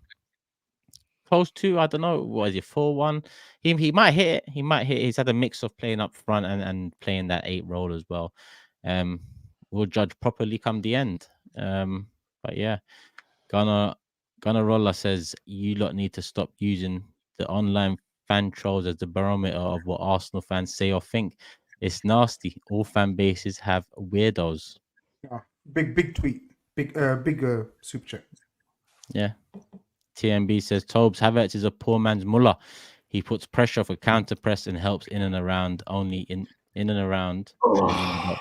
It lines up with the lopsided system. It's so disrespectful, man. To put him in the same bracket as Muller. Crazy. Yo, just let it go, man. Why are we gonna I thought we're gonna stop. It's a quick one. It's a quick one, and we move on. That's all it is. It's quick, you know. William says Akinfenwa and Urkel are upset about Havertz, but we wouldn't beat Liverpool or City without him. We're winning with him. What's the problem? Keep crying. No problem. Imagine thinking that you wouldn't win these games without him because there's no other players in the world that can play. No this problem. position. No, Matisse, Right. leave them. What's his name? Jesus. William. Go back to that. What's his name? He's a one. William- He's a one of one. He's like Kante. He's a one of one. William Pan. Let's find that name on Twitter, right? This man's gonna search him. I better not see any Havertz slander from this guy's profile. I swear to God. William, what I'm is gonna it? have William. notifications on his tweets. Find him. IP address. Put notifications on his tweets, man. There's no one. I can't find anyone with that handle. The chat will find it. Tag Tobes in a tweet if you're on Twitter. William, whoever that last tweet super chat was from. And News says Toby and Matisse genuinely disingenuous. And Vibab here also says Tobes Arteta wants Havertz to miss chances, same as Jesus and others, except that a practicing Premier League manager may know a bit more. No problem. Yeah. Bill says if that shit smells, then it's shit. Tobias Oluwabottle at the Zig. Wow, no, Crazy. It smells, then it's shit. Man said Oluwabottle. That's crazy. Why you have to repeat it? Why you have to repeat it? You're so nasty. Fair enough. You're so nasty as well.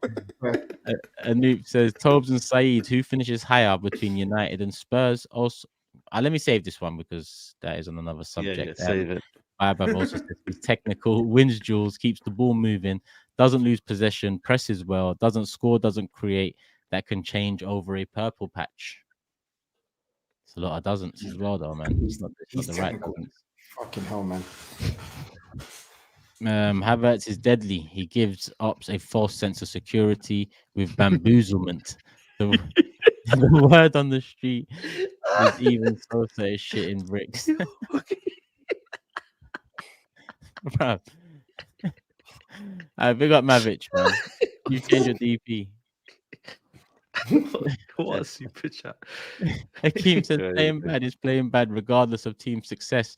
Havertz is shit, but in a good team. More credit to the other Arsenal players for playing with 10. Big up to them, honestly. Despite of it.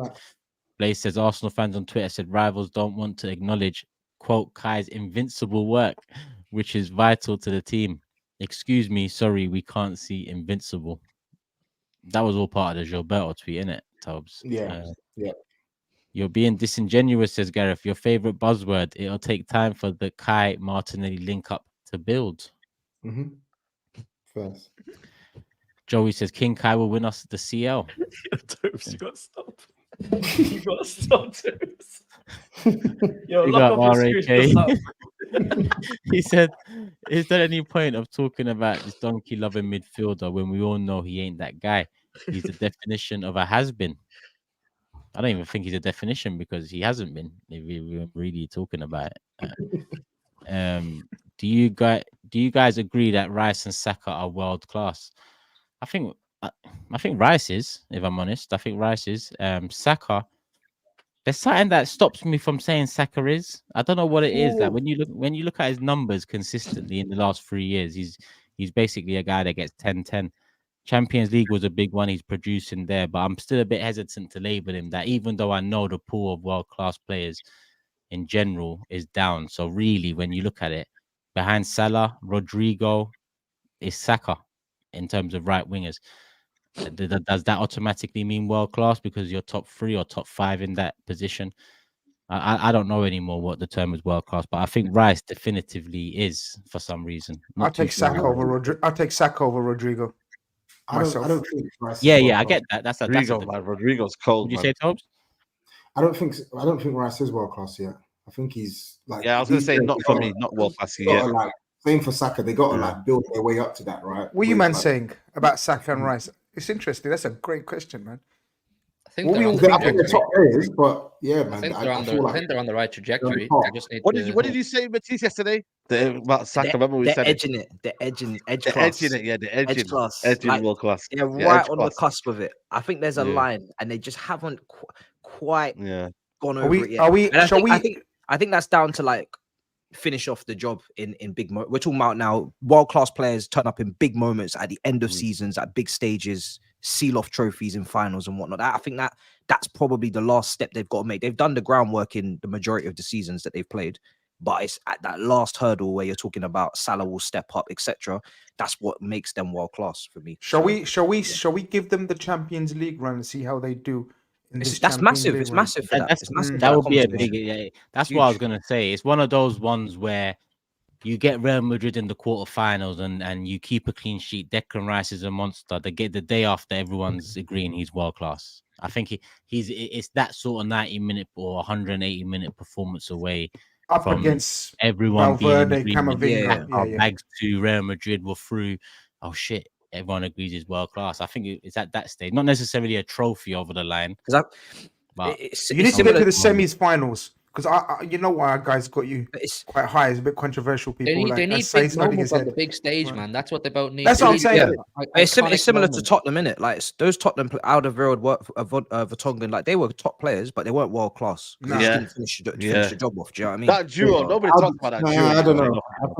That duo was unbelievable, man. Crazy. Wait. No, Tobes is going to disagree, but wait. I talk about the world class defenders that were playing at that time period. You're not going to put them in the same pool as those two. You're going to put those two below them. Alderweireld and Vertonghen. Yeah. How do we have them? Wait, what's he saying? But what's he about to say? What's he about to say though? I'm not going to say anything, but I don't agree with what you man are saying. That's what I'm going to say. So yeah.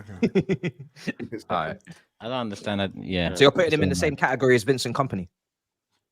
I didn't mention anything about that. I'm just saying I don't agree with what you man are saying. Well, all Matisse said was they're not world class. They're very good players. You just said I don't agree with what you man are saying. I don't agree. So yeah. All right, big up Aston Mac as well. Big up Source for the question. Aston says, how many seasons with double digits goals and assists in a row does Saka need before he stops getting disrespected? 3. Matisse and Tobes, keep his name out of your mouth. Kulusevski and Palmer could never. When do I disrespect Saka? Bro, well, these guys are so like touchy-feely, bro. You know I rate Saka, man. What's going on? Because it's a star boy, you have to protect him, innit?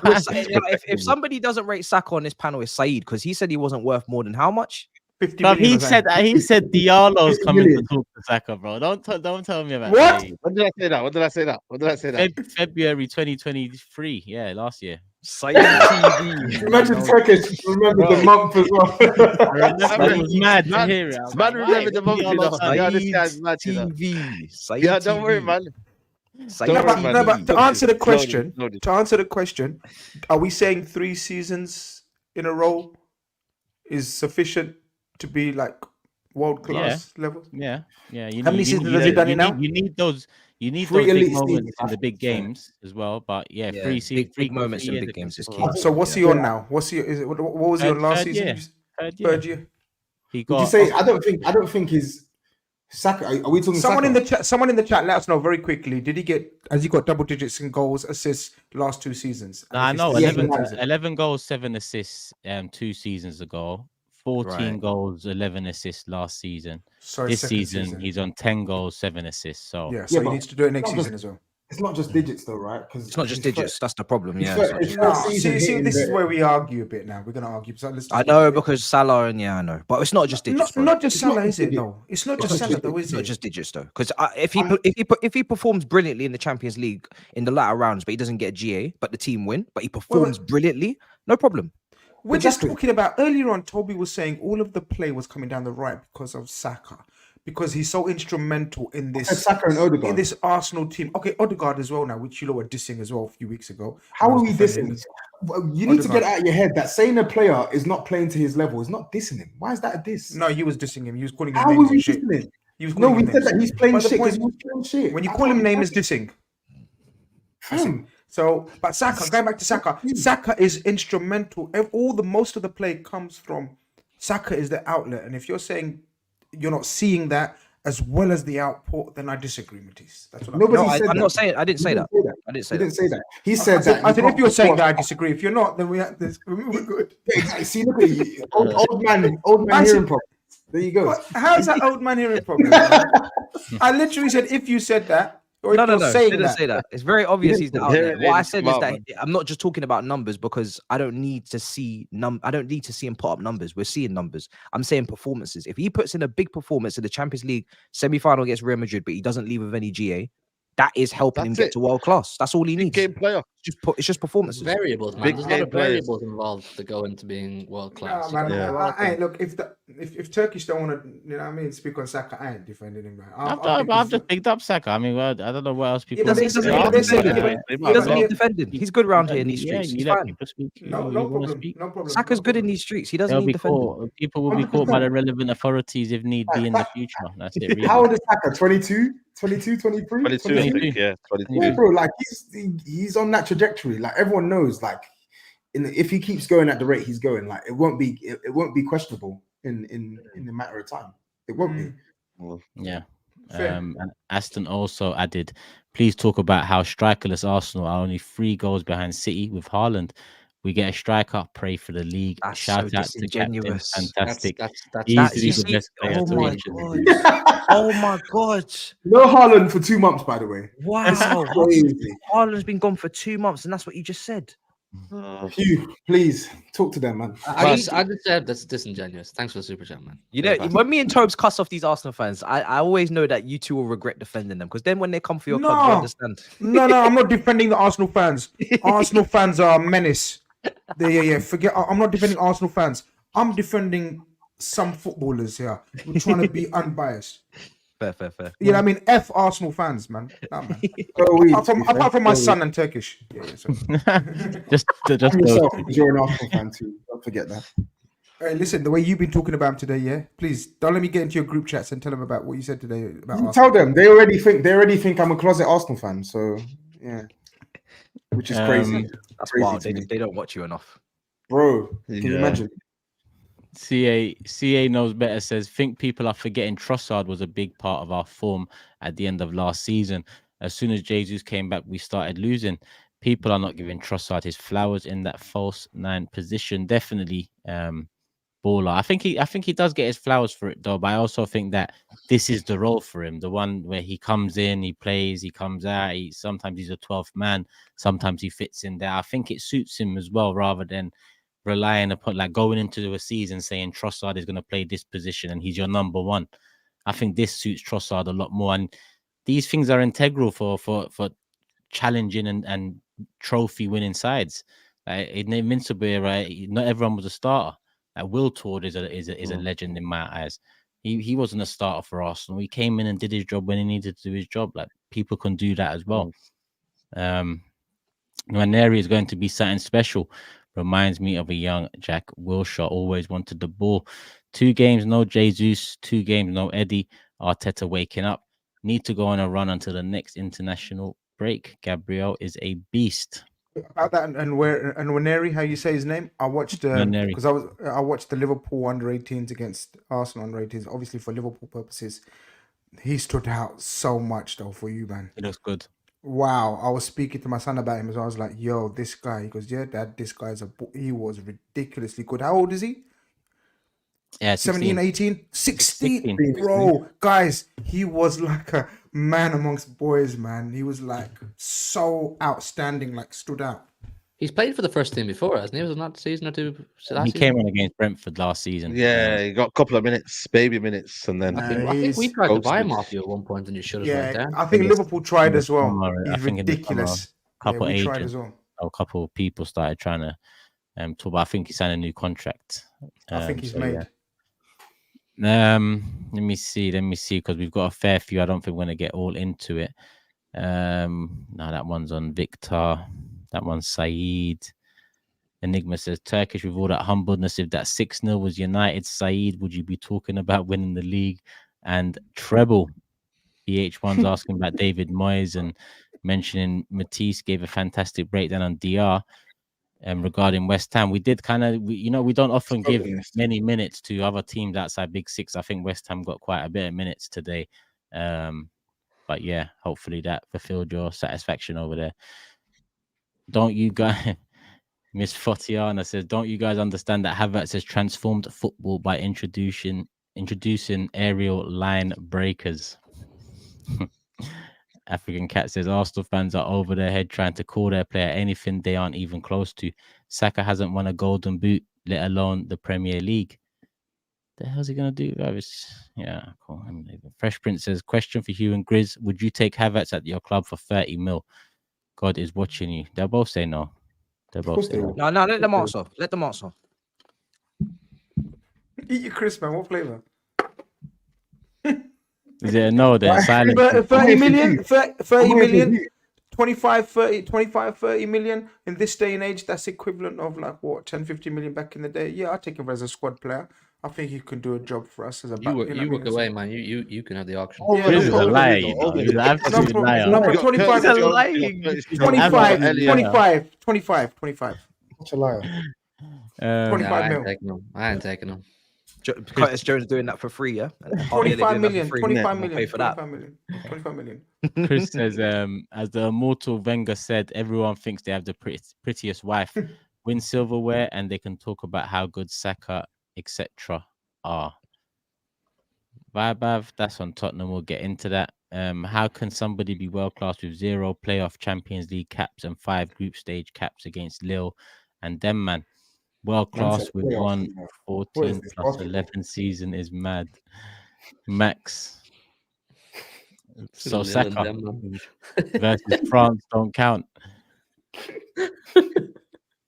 What was this one on when he said Saka versus France don't count? About as he performed in big games, like big games. Yeah. He's obviously had big games. Just asking for some more. That's what it is. As an Arsenal fan, I've clocked it. Rice, Saka are Premier class because they've done it highest level in Premier League. World class equals world stage, Champions League, and international. That's kind of a rough way to look at it. I think that's pretty much it. Obviously, there's other metrics to it, but yeah, nice breakdown. Evan says not saying he's world class either, but big performances are there, 100%. All right, you're agreeing then, innit? What with the big performances? No, that super chat, like he's saying, like yeah. And last one here on Arsenal. Apologies if I've missed any, but we're gonna have to keep it moving. Hour 20. Everyone knows Saka and Rice are on their way to world class. But if Arsenal win major runners over the next 2 seasons, who else elevates? Odegaard, Gabriel, obviously Saliba. You add to that list as well. If we're talking about potential Martinelli and world class, and Martinelli potentially. But yeah. I think Rice, Saka, and Saliba are the certified ones onto that level. All right, cool. That's Arsenal done. How many likes we're on? Because we've still got 7.7k, 1.7k likes. Let's get it to 2,000 people. Let's keep it moving swiftly on. Hit the like button, do all of that good stuff. Next one. A few last minute winners. City, Liverpool both won. United, McTominay. Matisse, straight off the back of you lot. What we actually Chelsea. I don't want to hear Chelsea. Fuck that. That was just disrespectful. No, there was no need for that. There's no need to tee it up and then shut it down. You could have just said nothing. Shut it down. You didn't need to do that at all. I said nah, man.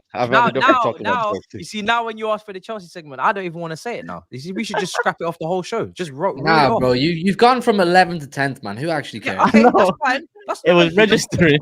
Shoot, that's not the problem. You don't have to care, but you don't have to do that. That was not nice. That was disrespectful. So now, no Chelsea segment. No Chelsea segment today. We're not doing it. Okay, I don't care, bro. No He Chelsea said segment. no. He said no Chelsea segment. What are you talking about? It's your nerd army that's going to be vexed in the Let comments. them be after we have vexed. a Let them be 2-hour vexed. show, They'll we have a understand. Let them be match vexed. show, They'll get understand. We can't have that. He thinks he can just go on and say no Chelsea segment now every time. It's not going to run like that. It's not going to run like that. Even when you lose a game, you can't just say no Chelsea. No Chelsea segment. You know Man what? We'll said no move on to Chelsea next.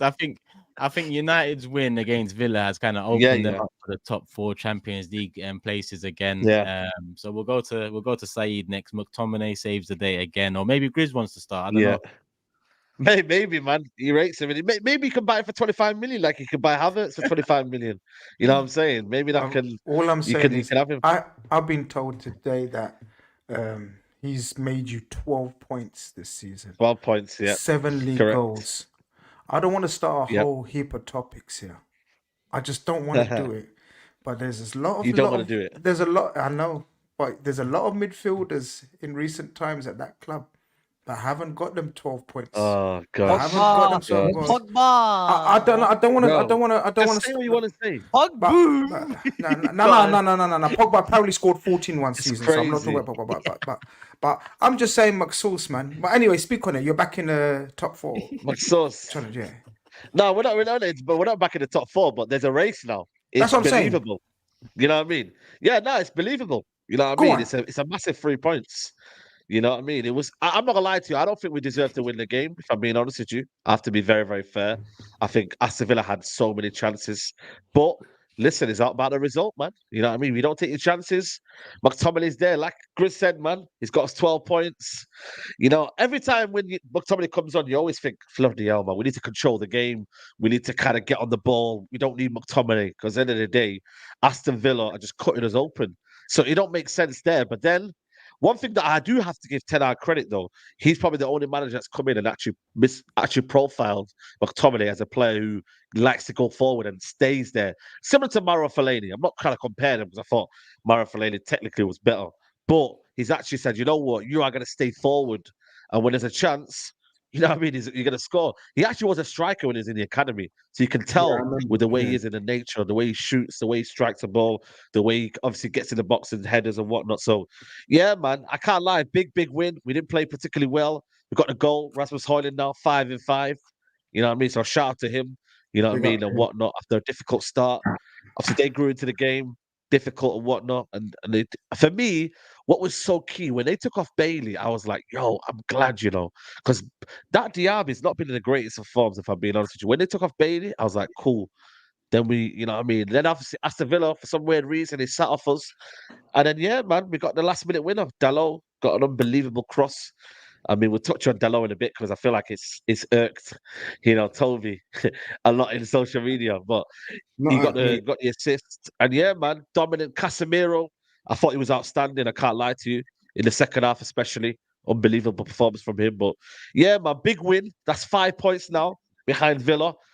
They lost Kamara today, which is big blow for them. So they are losing a bit of momentum in that aspect. Still a lot to go because, you know, they've still got a 5-point buffer. Tottenham last minute winner. We'll get onto that one. But it just makes sure we're in the race now. Before, I can't lie to you, it was looking sticky, 11 points behind.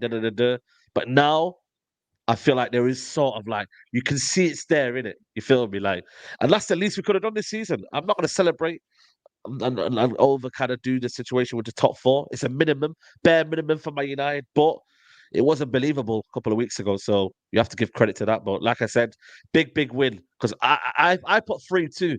I thought it was going to be that game, but we got a last minute win. That's 4 in a row now. So I can't complain, man. I'm happy about it, man. So we move.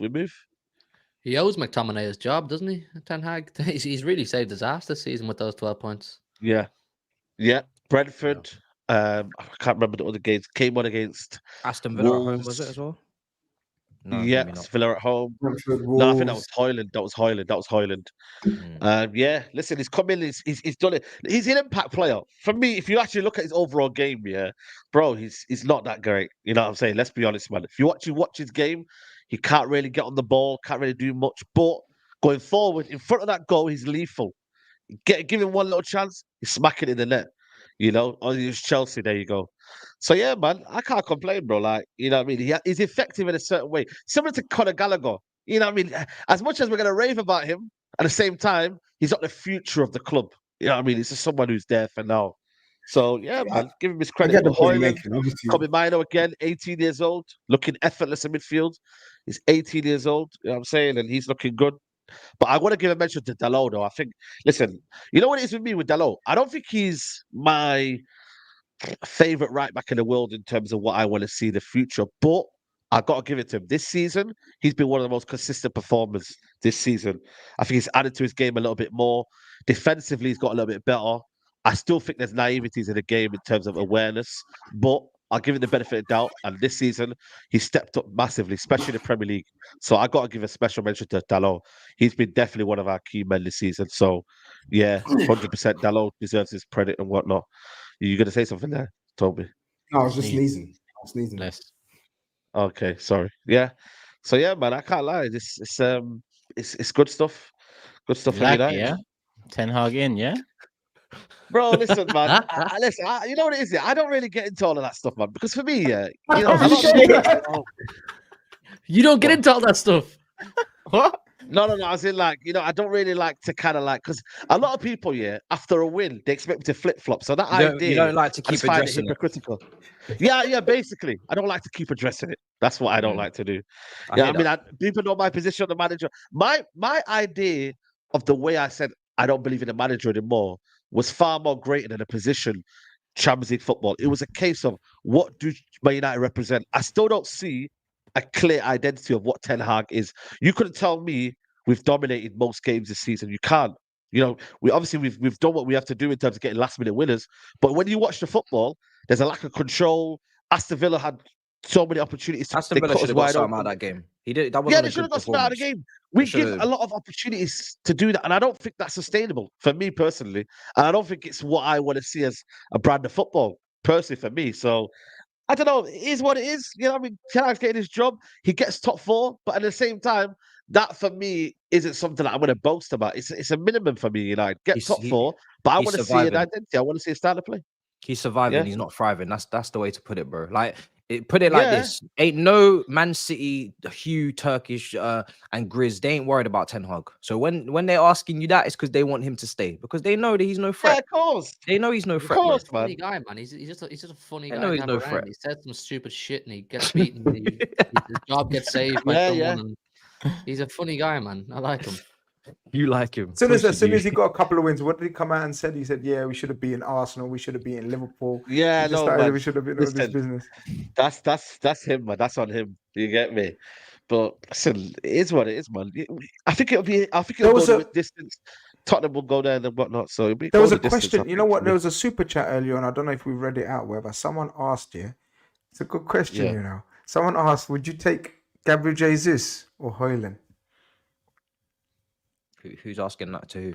Someone was asking the To chat me? because the panel. Oh, it was the panel. It was a question I'd to the rather panel. take Haaland. I'll be honest with you. I look at Haaland. I see him as more of a natural finisher than Jesus. You know, and that says a lot about Jesus. To be honest with you, at 26, 27. Every man look said the at him. same. No, I said earlier in the Nah, season, I'm I don't not. need another Jesus. I have Jackson, so I'll take Haaland. Yeah, there you go. Exactly. It's that kind of element. You know what I mean, bro? Like, don't get me wrong. But the thing is, Jesus will make us play better football. Yeah. Jesus is better footballer. Better player. But yeah, better football. But striker, I'd rather take a striker, bro. Toby, who you Like, taking? I mean, these that have said it. Jesus, absolutely clear as a footballer, but Clear. as a striker, you need to score goals. yeah. Rasmus Haaland, I liked him from Atalanta. So, boy, it's a sticky one. It's a sticky one. I'm not gonna lie. It's a very sticky one. Sitting on the fence. I'm sitting on the fence. He's not had much service, Haaland, to be fair to him. I've said that. No, this he only season, had like, one he shot. He only had one doesn't chance. have much service. He doesn't. Like No, even when he wasn't how- scoring, he don't miss. He don't How's miss their chances. Haaland and how's Haaland like?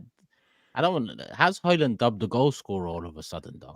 Like, No, he's He's not. not. It's, you No, I know, didn't he's say a that. kid. He's not a goal scorer. He's a kid. I said He's a kid. in terms of like, yeah, he's a kid, and I feel like for me, I see a better, more kind of future. If right now, if he's telling me at this point, I'd rather invest in that than what I know from Jesus right now. I just know Jesus is not a natural goal scorer, but I'm It's willing not to even compromise goal with scorer, Haaland. it's not even just goal scoring. Jesus doesn't score enough goals, and he's injury prone. So yes, he's a fantastic baller and stuff, but he's 26 going 27. He will miss at least 1/3 of the season, if not more, right? And he doesn't score enough goals when he is playing. So it's like, why would you want to take all of that on, even though he is that good a baller, when you've got maybe a guy who isn't as talented as Jesus, but he's going to play more games, and he's younger and he may score more goals. Like, I'm not saying there's a lot of maybes. There's a lot of maybes. There's a lot of maybes. That's why I'm sitting on the fence. So there is a lot of maybes. Like there's more of a chance of Haaland becoming a goal scorer than there is Jesus. We know that though. They're very different players, man. They're complete opposites. Yeah, they are. But that's why I asked each player, each team, because each team requires different skill sets from a forward. I don't need another Jesus. I think for what Man United need, I think Haaland is probably the better fit than Jesus, because United need a finisher, a number 9, whereas Arsenal have 2 wingers that are both capable of getting goals, and they have midfielders capable of getting goals, whereas United don't have the goals spread out amongst the team as well as Arsenal do. So they have to have Haaland scoring goals. Not gonna lie, I'm not gonna lie. I do think United, they need someone like Jesus who can do the hold up. Oh yeah, I think so. Rashford would benefit, but they need that. I'm not gonna lie, they need that big time. Buy both in the squad, man. Mix of both. Yeah. Which is what Man United had instead of relying on a 20-year-old kid the whole season, bro. So yeah, that's what I'm saying. That was a risk. That was a risk, man. That was a risk, and that's what I was a bit kind of uneasy about, man. I was like, yo, man, because similar to you, like Toby, I watched him at Atlanta, and I was like, I don't know if this guy's a natural striker, man, but he's come in. Credit to him, he's worked on a few things on his game. I rate him very highly. Yeah, you rate him. Yeah, you do a madness at Liverpool, wouldn't he? Now he's looked at his game. Madness. Bro, him at Liverpool with Klopp, Lord, that would be Bro, he's getting so many chances though, man. I rate him very highly. Maybe I looked at it a different way, because now he's getting chances, and I don't want to be. And obviously Hugh is gonna, like, when people call him Baby Haaland, of course he's not in the same caliber as Haaland in terms of where he is, but you can see stylistically why they would call him that. Let's get this. See, I don't know, man. I don't know if Haaland vibes. I'm not sure. For me, I'm not sure. Jesus is there shouldn't be there shouldn't be a conversation between Jesus and Haaland. The reason why there is a conversation is because Jesus doesn't score enough. That's why. Yeah, there wasn't a conversation, man. It was just a super chat, man. I'm saying, yeah. Super chat time. Klinsman's mullet says SAEED's mad Saturday hate along essential viewing. Feed crashes, followed by the news of Johnson's winner, followed by his primed tweet needing to be cancelled. Oh, the sweet nectar of SAEED's tears. What was his? It wasn't tears though. It was tears. It was happy. Yeah. He means sorry. He means the Spurs.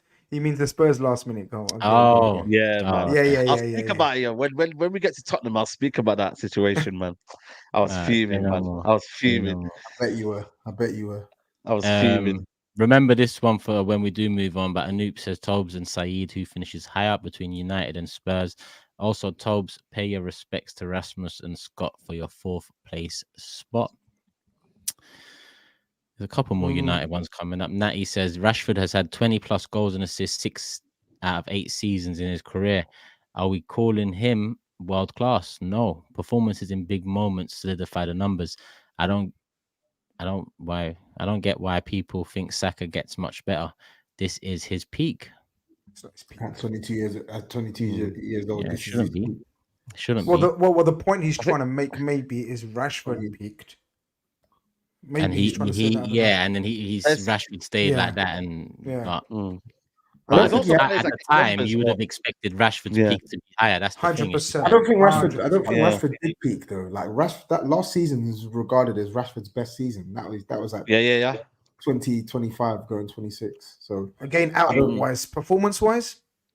Yeah, but performance-wise, Man United goals don't show everything, man. Yeah, when you look at his overall game, man. Yeah, I get that. But when you look at how Man United were playing in the second half of last year, it was literally Rashford and Inshallah. Like the team was not set up to control games, to create lots of chances. So don't really think you can penalize him for that as well. Yeah. KB says if United won 6-0, SAEED will be doing the windmill dance Matt Busby way. What do you mean by that? Hamza says, are you guys ready for United to become the first Big Six side to lose at Luton this weekend? Because I know I am. We will be there. Well, we will be there. Wow. That's crazy. RAK. SAEED quote in the Aspect TV. Have you guys ever noticed the amount of time SAEED says that word when he's explaining his point? I'm not trying to cook, but keep a tab of this. I think it's interesting. We will keep a tab. We can't keep up tabs, man. With SAEED, man. Come on. He's doing analysis on you, SAEED.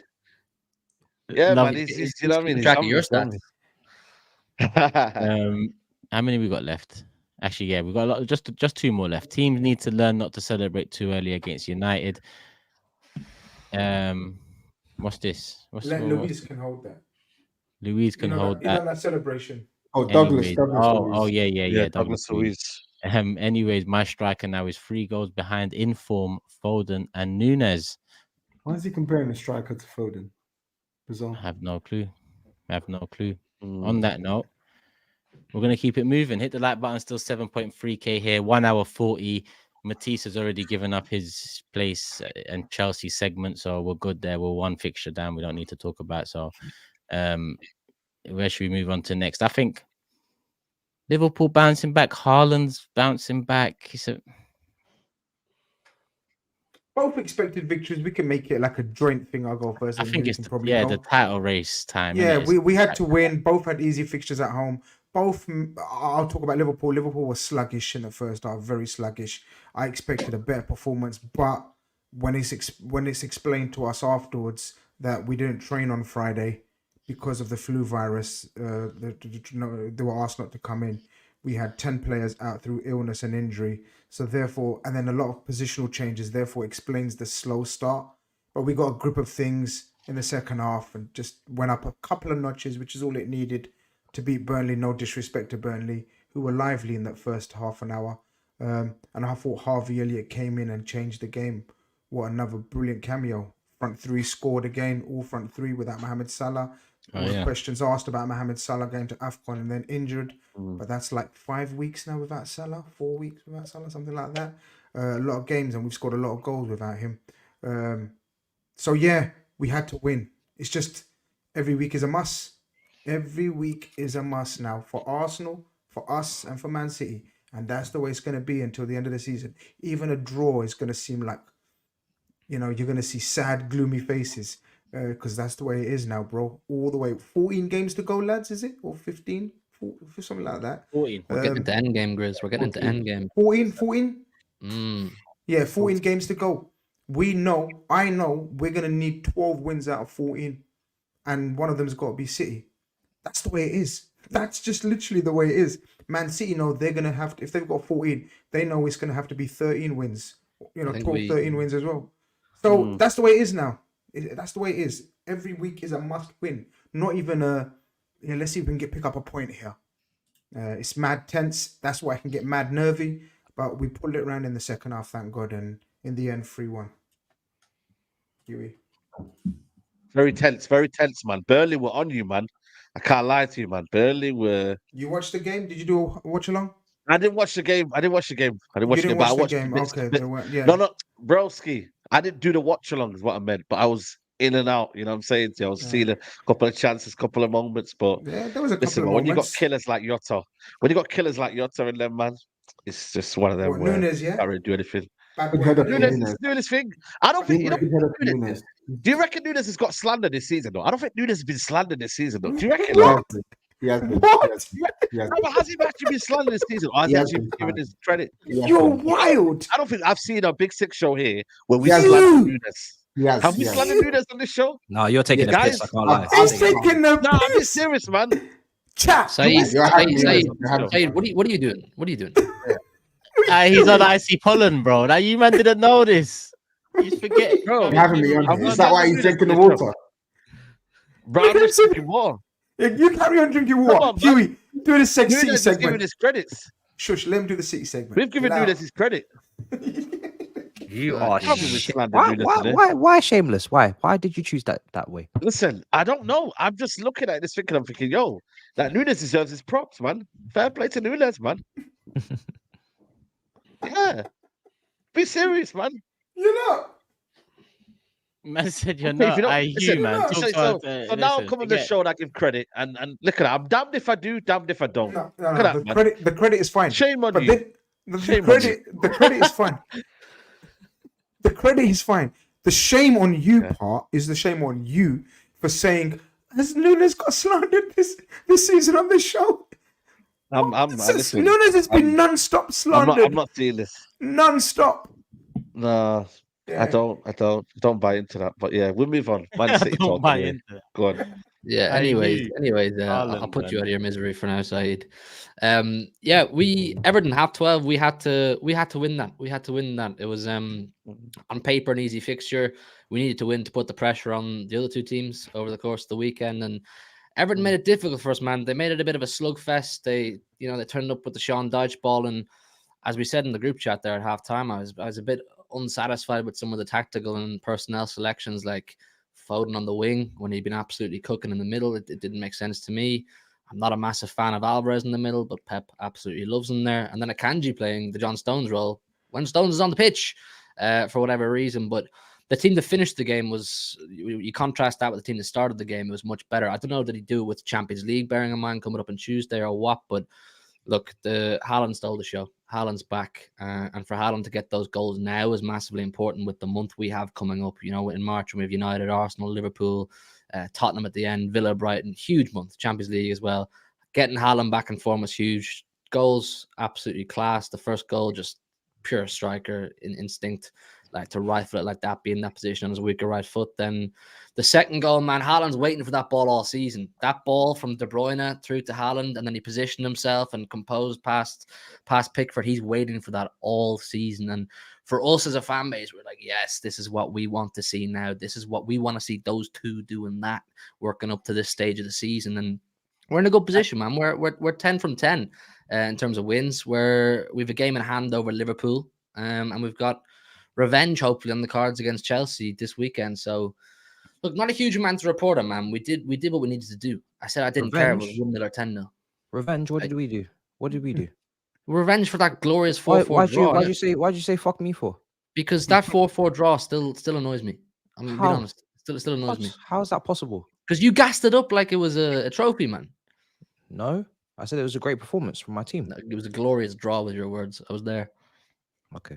But that Haaland goal, yeah, you see a lot of if a lot of people's introduction to Haaland was a Premier League, you got a lot of those comments last season about he's very one-dimensional. He just has to have it on a plate. The Haaland prior at Dortmund, that was the Haaland you were seeing. That counter attack running into space. He's a monster with space in front of him. You just don't get to see that enough at Man City with Haaland. I think that's why people limit Haaland to just goal poaching. I don't think he's just a goal poacher. I think in a counter-attacking side or a side that's a bit quicker in transition, which is weird to say because City have done that in the past as well. I think you get a even better Haaland. It's hard for us to get Haaland space in behind because unless we're winning the game, everybody sets, unless you're Liverpool or maybe Arsenal with the exceptions, everybody sets up with a low block. No one's going to give us space in behind. It's only when we go ahead in the game and teams need to start chasing the game, like that's how Haaland got his second goal, because Everton started trying to chase to get a goal. They left more space in behind, and credit to him, man, unbelievable goal. He sat down that Branthwaite guy, who actually rate that Branthwaite, you know, I think he's going to play for a better team in the future, maybe this summer. I don't know. He's actually a serious defender. Not easy to sit him down. So yeah, with Haaland, man, just we're getting him back moving properly at the right time. Those two goals were huge for him. He's different levels, man, Haaland. And I know he's missed, to be fair to him, he's actually missed. Obviously, it happens. Any attacker at Man City, you will get a high volume of big chances missed because of the chances they create. Listen, his finishing has not even been like his normal standard this season, and yet you see that finish on the weekend on his weaker foot. He's absolutely lashed it, bro. Like this guy, he's a fake goal scorer, man. He really is. And him being back for Man City, it's good for me because it means that Arsenal got something to worry about. Liverpool got something to worry about as well. So yeah, man. I do think I did think about it. I don't know what made me think about it, but I think Klopp with a year out, I think Real Madrid is in his sights. So after his sabbatical or his time at Real Madrid, I think we know Real want Mbappe, and we know Haaland will probably end up there. Can you imagine a Klopp Real team with Mbappe and Haaland in that attack? running. Why do you think Haaland's going Real Madrid? That's the natural progression for his Destiny, career. basically. Destiny. It's like his Yeah, destiny. like it makes sense. Like Haaland, I 9, don't think you Madrid. can have both of them though. I don't think you can have both Madrid of them. can have both. Madrid. Madrid I didn't think they could have Zidane and Figo Madrid and can have R9 and Beckham and. I don't think. they could have But that. then, so you're I saying don't think Man City are letting them go anytime soon. That's the. you're saying a front line of Mbappe. I think Vinny if and they get Haaland. one, they won't get the other. I don't think it's within their interest to play together. I think for them to keep growing as individual brands and personalities and reach that level of stardom that they will aspire to be, they need to be going head to head. They need to be challenging each other for personal accolades. They need to be challenging each other for the Champions League or whatever league they're playing each other in. It's not within their interest to be sharing the limelight. They need to be competing. Because like if you look at the Messi and Ronaldo, the intensity of that debate, it only became as intense as it did because they were going head to head. They were competing against each other. Mbappe and Haaland, like whilst they're footballers for teams, they're also conscious of their own brands. So I don't think you'll see them play together. I'd be very, very surprised. What are you thinking, Grizz, over there? I You got LFC. I know. You don't know. Mbappe LFC. So that's what he's thinking. No, man, I'm thinking. I agree with a lot of what you said, but I just think Haaland's gonna want to move to a big club. And not what I hear. Not what I hear. One of the big clubs, you know what I mean? One of the big clubs, to get that accolades, like the Mbappe versus Haaland. Yeah, I'm not talking to you. Oh. I'm not. Just look at this guy. I'm not actually talking to you. Talking to you. Can you make it clear you talk because you say something under your breath and then you do them ones in it? Like we don't know what you're saying. Who you saying? Literally, Huey said something, so I then retaliated back and said, "Listen, is it 85% done?" That's what I said. Okay, that's what you. So shush. Yeah. But anyway, Huey. A few super chats have come in. Ankit says everyone forgets Liverpool played 7 in January before Arsenal, and Arsenal played only 3. Thus, the difference in energy. Arsenal game load will come. And RAK says SAEED is right. Nunes got praised for hitting the woodwork 4 times. There's another one here as well saying, Matisse, could you explain why you're agreeing with people on X that Alonso coming to Liverpool is a bad career move? Because I don't think he's ready. I think he should stay at Bayer Leverkusen and do one more season. He's literally done 1 year, and you guys are trying to throw him into Liverpool job because you're desperate, right? Because you don't have another a clear favorite option. That is the best option that you think there's out there.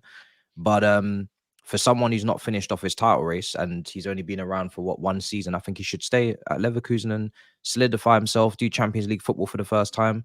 And when you look at all the managers that come after the great ones, they always fall. So might not be what you want to hear, but that's just my opinion. Facts. Well, it's not facts. That's okay. It's not facts. It's his opinion. Cool. That is it on Liverpool, and I believe that is it on the Liverpool City title race subject. If any more comes in, I'll hopefully get it at the end, but keeping it moving considering time.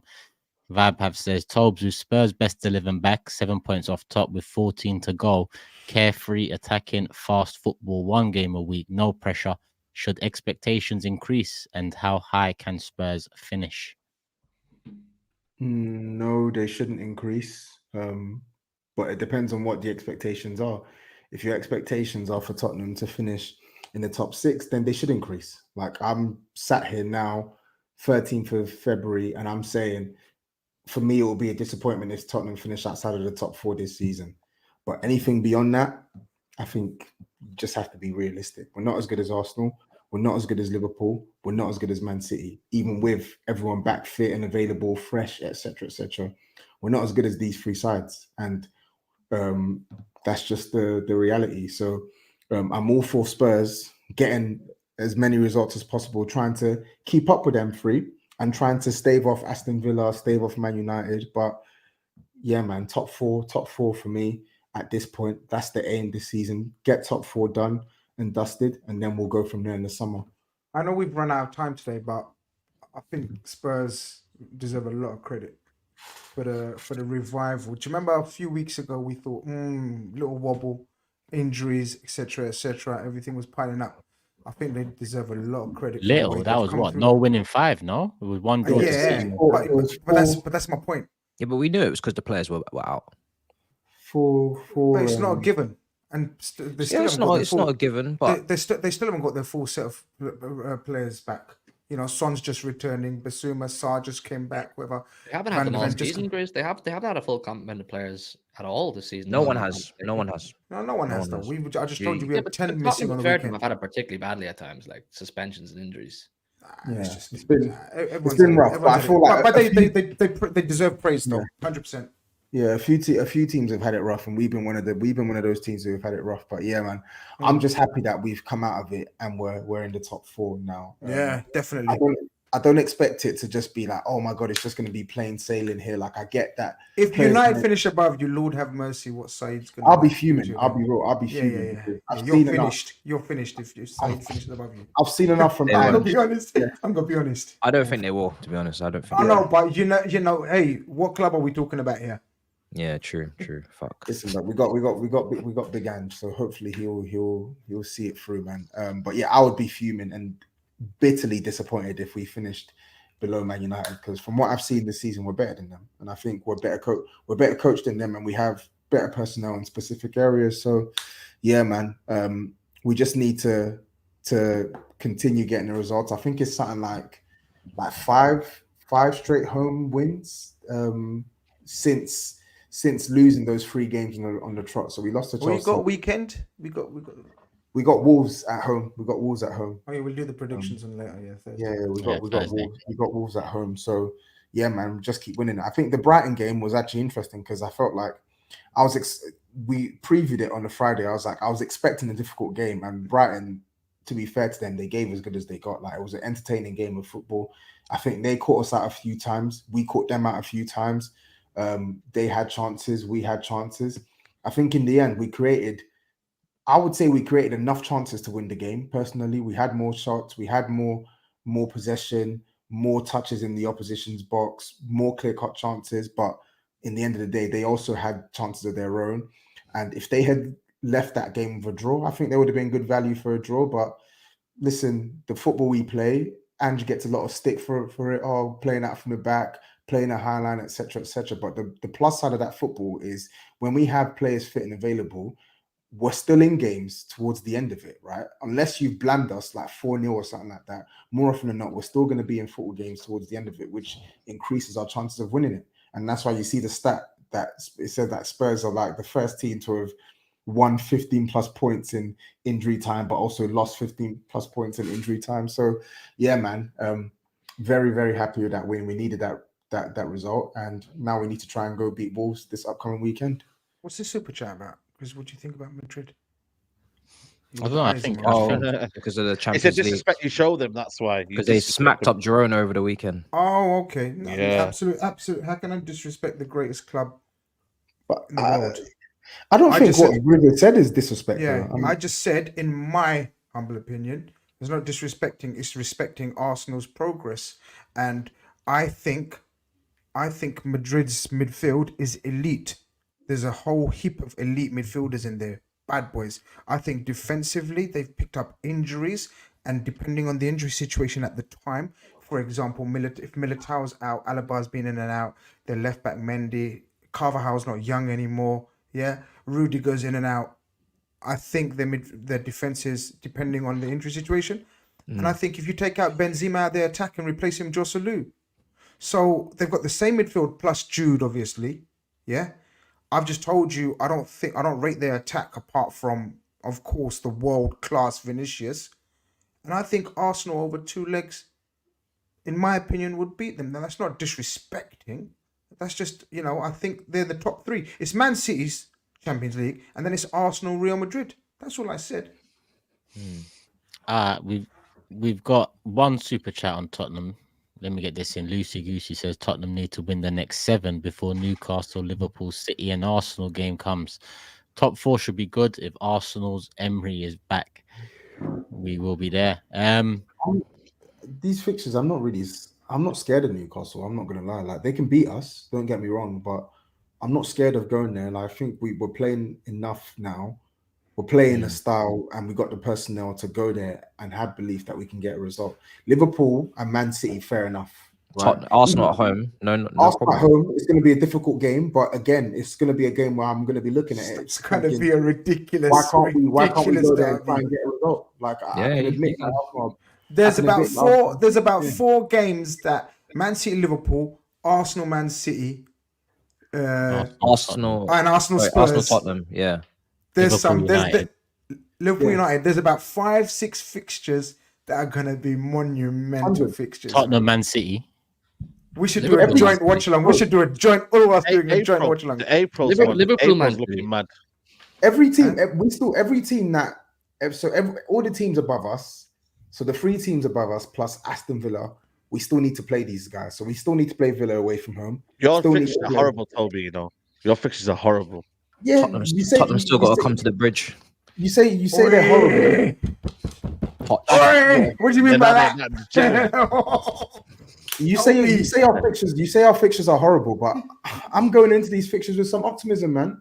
We went to Arsenal, we didn't lose. Went to Man United, didn't lose. Went to the Emirates, That didn't lose. April, I'm talking about that April there. Sorry, April to May. You got Newcastle away, Yeah. Man City at home, Yep. Arsenal at home, and Liverpool away. So you got It's a tough run. It's a tough run. It's a tough run, but I'm not looking at that thinking Spurs are going to lose every game. We're going to win. We're going to win those games. 100%. But I agree. It's a tough run. It's a tough run, but Tough run, listen, tough run. it is what it is, Man man. United. Right, you know what that means? Brother's been studying your fixture because Man United are on your coattails, Bro. brother. Man United have got some difficult fixtures as well. SAEED knows that. Yeah. I know Man that as United well, got man. some difficult fixtures as well, bro. Talk What about your you, difficult man? fixtures. What's you lot saying? What are you lot saying? Liverpool. Let me check your fixtures. Man United. So Man United, they got to play. They got to play Liverpool, Yeah, Chelsea back to back. Yeah. back. They got Man City in a couple of weeks. They still need to play. Their second last game of the season is Arsenal at home, Ooh. and their last game of the season, is Brighton away. Come on, man. Yeah, it's a Liverpool. Liverpool's Toes. end is sticky. Huh? Is Liverpool's that end. Liverpool? No, Man United. No. This is Man United, bro. Man United, So, Man United. SAEED said We've got fixtures. nasty fixtures to go, man. Yeah, We've got West Ham There's away. 14, 15 games left. Everyone's got nasty games, man. Yeah, exactly. Yeah, exactly. Nearly a whole round of fixtures. Yeah. We got Yeah. Villa away. Second last game of the season. We got Villa away. Second last game of the season. Yeah. We got Brentford this weekend, brother. They What's, murdered us. What's Chelsea playing for? Shut up. Shut up. Shut up. I was minding my business in this corner. I didn't say nothing to no one. I'll let you have your chitter chat about your end of season fixtures and you can't bring me in here. I but- look out for Now, everyone. one thing I will Saeed, tell you, I'm still in the cups, so you be quiet, all right? I'm still in the cups. I'm gonna keep quiet. I'm still in the cups. I'm still in the Because cups. I'm But expecting. you know what? I bantered earlier, but Matisse, have your little moment with Chelsea, and then we'll get into the last super chats. Yeah, man. Have your little moment. Even still, That's so rude. you have your little moment on the 2-hour, 2-minute mark. Lord heavens, I don't dash this fucking thing at this computer. You know, the baby minutes. You know when they say baby Bro, minutes? man's treating me like the 16-year-old for Arsenal. Say, yo, come have some minutes, bro. 6-0 up. What the fuck is this? Bro, do you want the time or not, bro? I don't know. He's Odegaard, you're Ranieri, and you look like him as well, to be fair. All right, but Ivory Coast won the AFCON, so shut up. All right, Hold that. listen, I'm gonna keep it quick, man. First half was diabolical, absolutely diabolical. No shots until the 45th minute against a Palace team with no Elise, Eze, and Gerhi. It was mad. We couldn't get past the 4-5-1 block that they put up, and they actually had some chances as well. They took the lead, so that was a bit embarrassing. Thankfully, Poch did make a change at halftime, brought in Cuckoo, made a couple changes, put Palmer back in his best position. He can't play false nine. It just doesn't work. It's not the same. Guy's been probably our best attacker playing right wing. We can't be having him false nine, so that's got to stop. And then we started to go through the gears a little bit more, create more chances. But listen, it's a 3-1 win against Palace. It's a kick in the can down the road situation. Some Chelsea fans are getting on to me, we should be happy for the win, be grateful, I hear that, but at the same time, we're 10th. And at the same time, we've got Etihad next. And, it's short-lived. Do you know what I mean? We enjoyed the goals tonight. We enjoyed the Sassy jumping into the crowd and everybody having a big party at Palace. But let's be honest, Palace they're in a relegation fight. They're missing 3 key players. And we have basically shithoused the game. Let's be honest, because we had about 15. Celebrating. Yeah, so you know, I feel like some Chelsea fans who are angry with my response to this, I'm trying to look at the bigger picture because I'm trying to see where are we going, because we're not going to finish in the Europa League spots in the league. The highest we can get is probably 7th. So now I'm looking for performances. We've had how much of the season gone by now? Now I'm looking for some performances with some results. And the performance tonight, it's not really that encouraging, to be honest. It's good fight, it's good spirit, it's good late goals. Gallagher gets some goals, that's great. Really good finishes for him. Enzo at the end, lovely. But where are we going? Like, where are we going? When we go to play Liverpool at Wembley, what are we doing? When we play in the Etihad on Saturday, what are we doing? If we can't answer these questions, then we're just living game to game. That's what we're doing. We're just living game to game. So we enjoy the win, but you know, Etihad's next. It's a long day. Very quickly about talking about Etihad. I heard, and can you confirm Jackson got a yellow card for celebrating at the end when he was not on the pitch, when he was off the pitch? He got a yellow card, and as a result, he misses Man City. Can someone confirm that for me in the chat? I'm not even he's sure. The biggest honestly, bozo. If that's what that is, then fuck me. Do you know what I mean, if that's the case, he's out for 2 games, then, isn't it? Because he's already got. Has he got 10 he's been already suspended once for yellow cards. So if that's true, he'll be suspended for 2 games. I think that'll be 10 yellow cards. cards. He did get a yellow. He can't be missing the yellow. He get a yellow or not? He did get a yellow. He did get a yellow. Well, I don't know. I didn't even hear fact about this. He got a yellow, but is it the? Okay, So he needs one more yellow. People saying one more away, one more away. Okay, so it's not. Thank God. One so more away. Right, so he's 1 away from So if he gets a yellow, if he in the City game, does he miss the League Cup final? I'm not sure. I think it might. Or is it only go in the Premier League? I think it might be Premier League only. Okay. I don't think it's all comps. Is it? I don't know. I'm pretty sure it's domestic cups as well. I don't know. It is. Well, it is because Rodri missed Newcastle in the Carabao when he got suspended. Yeah. What can I say, man? We're 10th. Do you know what I mean? We went from 11th to 10th today. It's nice. It's a nice win. Cool.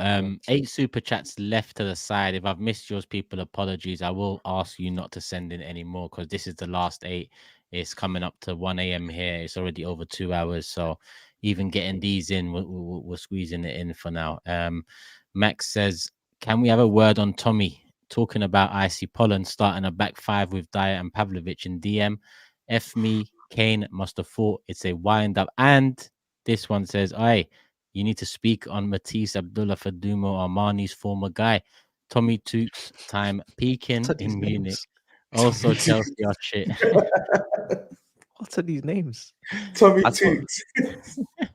They're listening to Cam too much, man. I'm telling you, Cam's got these people on strings, man. He's got them indoctrinated. Okay. I'm not speaking on this. Robert's speaking, man. Robert's speaking. None of our business. You got Robert's back. Robert says, brethren, how you sit there and gloat all about Arsenal's win, but be all reserved about ours. Have a real chest and gloat about Cole and these boys. Who do you support? Robert. Oh, Robert. Fuck me. Oh, fucking hell. Robert. Today is not the day, please. We just watched Arsenal. Since Robert came on, they've been on a winning run. Robert, we just watched Arsenal win 6-0 to firmly cement themselves in the title race, and we just shithoused the win against Palace, depleted Palace, to put ourselves 10th. Are you okay? Are you actually okay? There's something. Where do you live, bro? Don't attack Robert. No, we must go for a coffee or something. I need to speak to you because I don't understand what's going on right now. Really, I'm very confused. We must go for a coffee. Coffee, yeah, virtual coffee, a virtual coffee, because he's all over the other side of the world, man. Fuck. Next one. RAK said, you know, if Chelsea win the Carabao Cup, they'll automatically qualify for the Europa Conference League. We all know it will be a tough job for them to fight for 7th place against Dan Lawless's West Ham. Tougher job to beat Liverpool in the final, but yeah. Alex says, stop overhyping Victor. If the AFCON was to be an advert for him, then he failed. He didn't show any individual qualities. He will fail in the Premier League big time. He wouldn't fail in the Premier. Yo, listen, man. People forget, man. Too many people forget about last season. He fail in the Premier. That's bullshit. That's bullshit. As Cote says, last time all Big 6 teams won, it was the 4th match day, so game week 4 of last season, August 2022. Yeah, Are a you year and a sure? half ago. Wow. I told you, bro, people, man. I thought this season. Nah, people be messaging me, say, yo, you know what I mean? It's going to be a dead show. Everyone won. I was like, fuck, man. It's a football show, man. We're there to talk football. Aye. And You know then, what I mean? bro, come on, the people still were we got 6.6k here, Know what I mean? 7.5p. People are still on it, man. Come on, Okay. love for the love, people. Come on. Shamar says, SAEED, thank God Madrid have Jude and Vinny, so now you guys don't have to worry about losing Garnacho. Danny says, if Arsenal don't win anything over the next 3-4 years, do you think Liverpool or Man City could tempt Saka or a bigger club abroad? It all comes down to how Arsenal operate over the next couple of years in terms of, do we get over the line with major trophies? Do we continue showing a level of ambition that retains hope that we are going to win or continue winning major trophies? I think if them boxes are ticked, then I don't think Saka goes to another club in the Premier League. Now, if those boxes are ticked, I wouldn't say he wouldn't move to a Real Madrid or another club abroad if it came about, because that's different targets and whatnot. But if we give him what he wants here, he'll stay at Arsenal and move abroad if he does.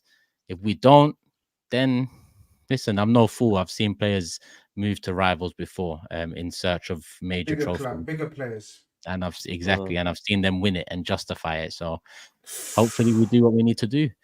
Isaac says, shout out to the big six from Brooklyn. I found you from the New York City vlogs. Matisse hit the gummies hard. Much love. Big up, Isaac. Come on. It's mad, man. We're gonna do something this summer for sure. Haven't pinned it down yet, but just subscribe, notification bell on. You'll see it. Last one here. Gareth said, I wonder if Kane will carry the curse of Tottenham to the Bundesliga.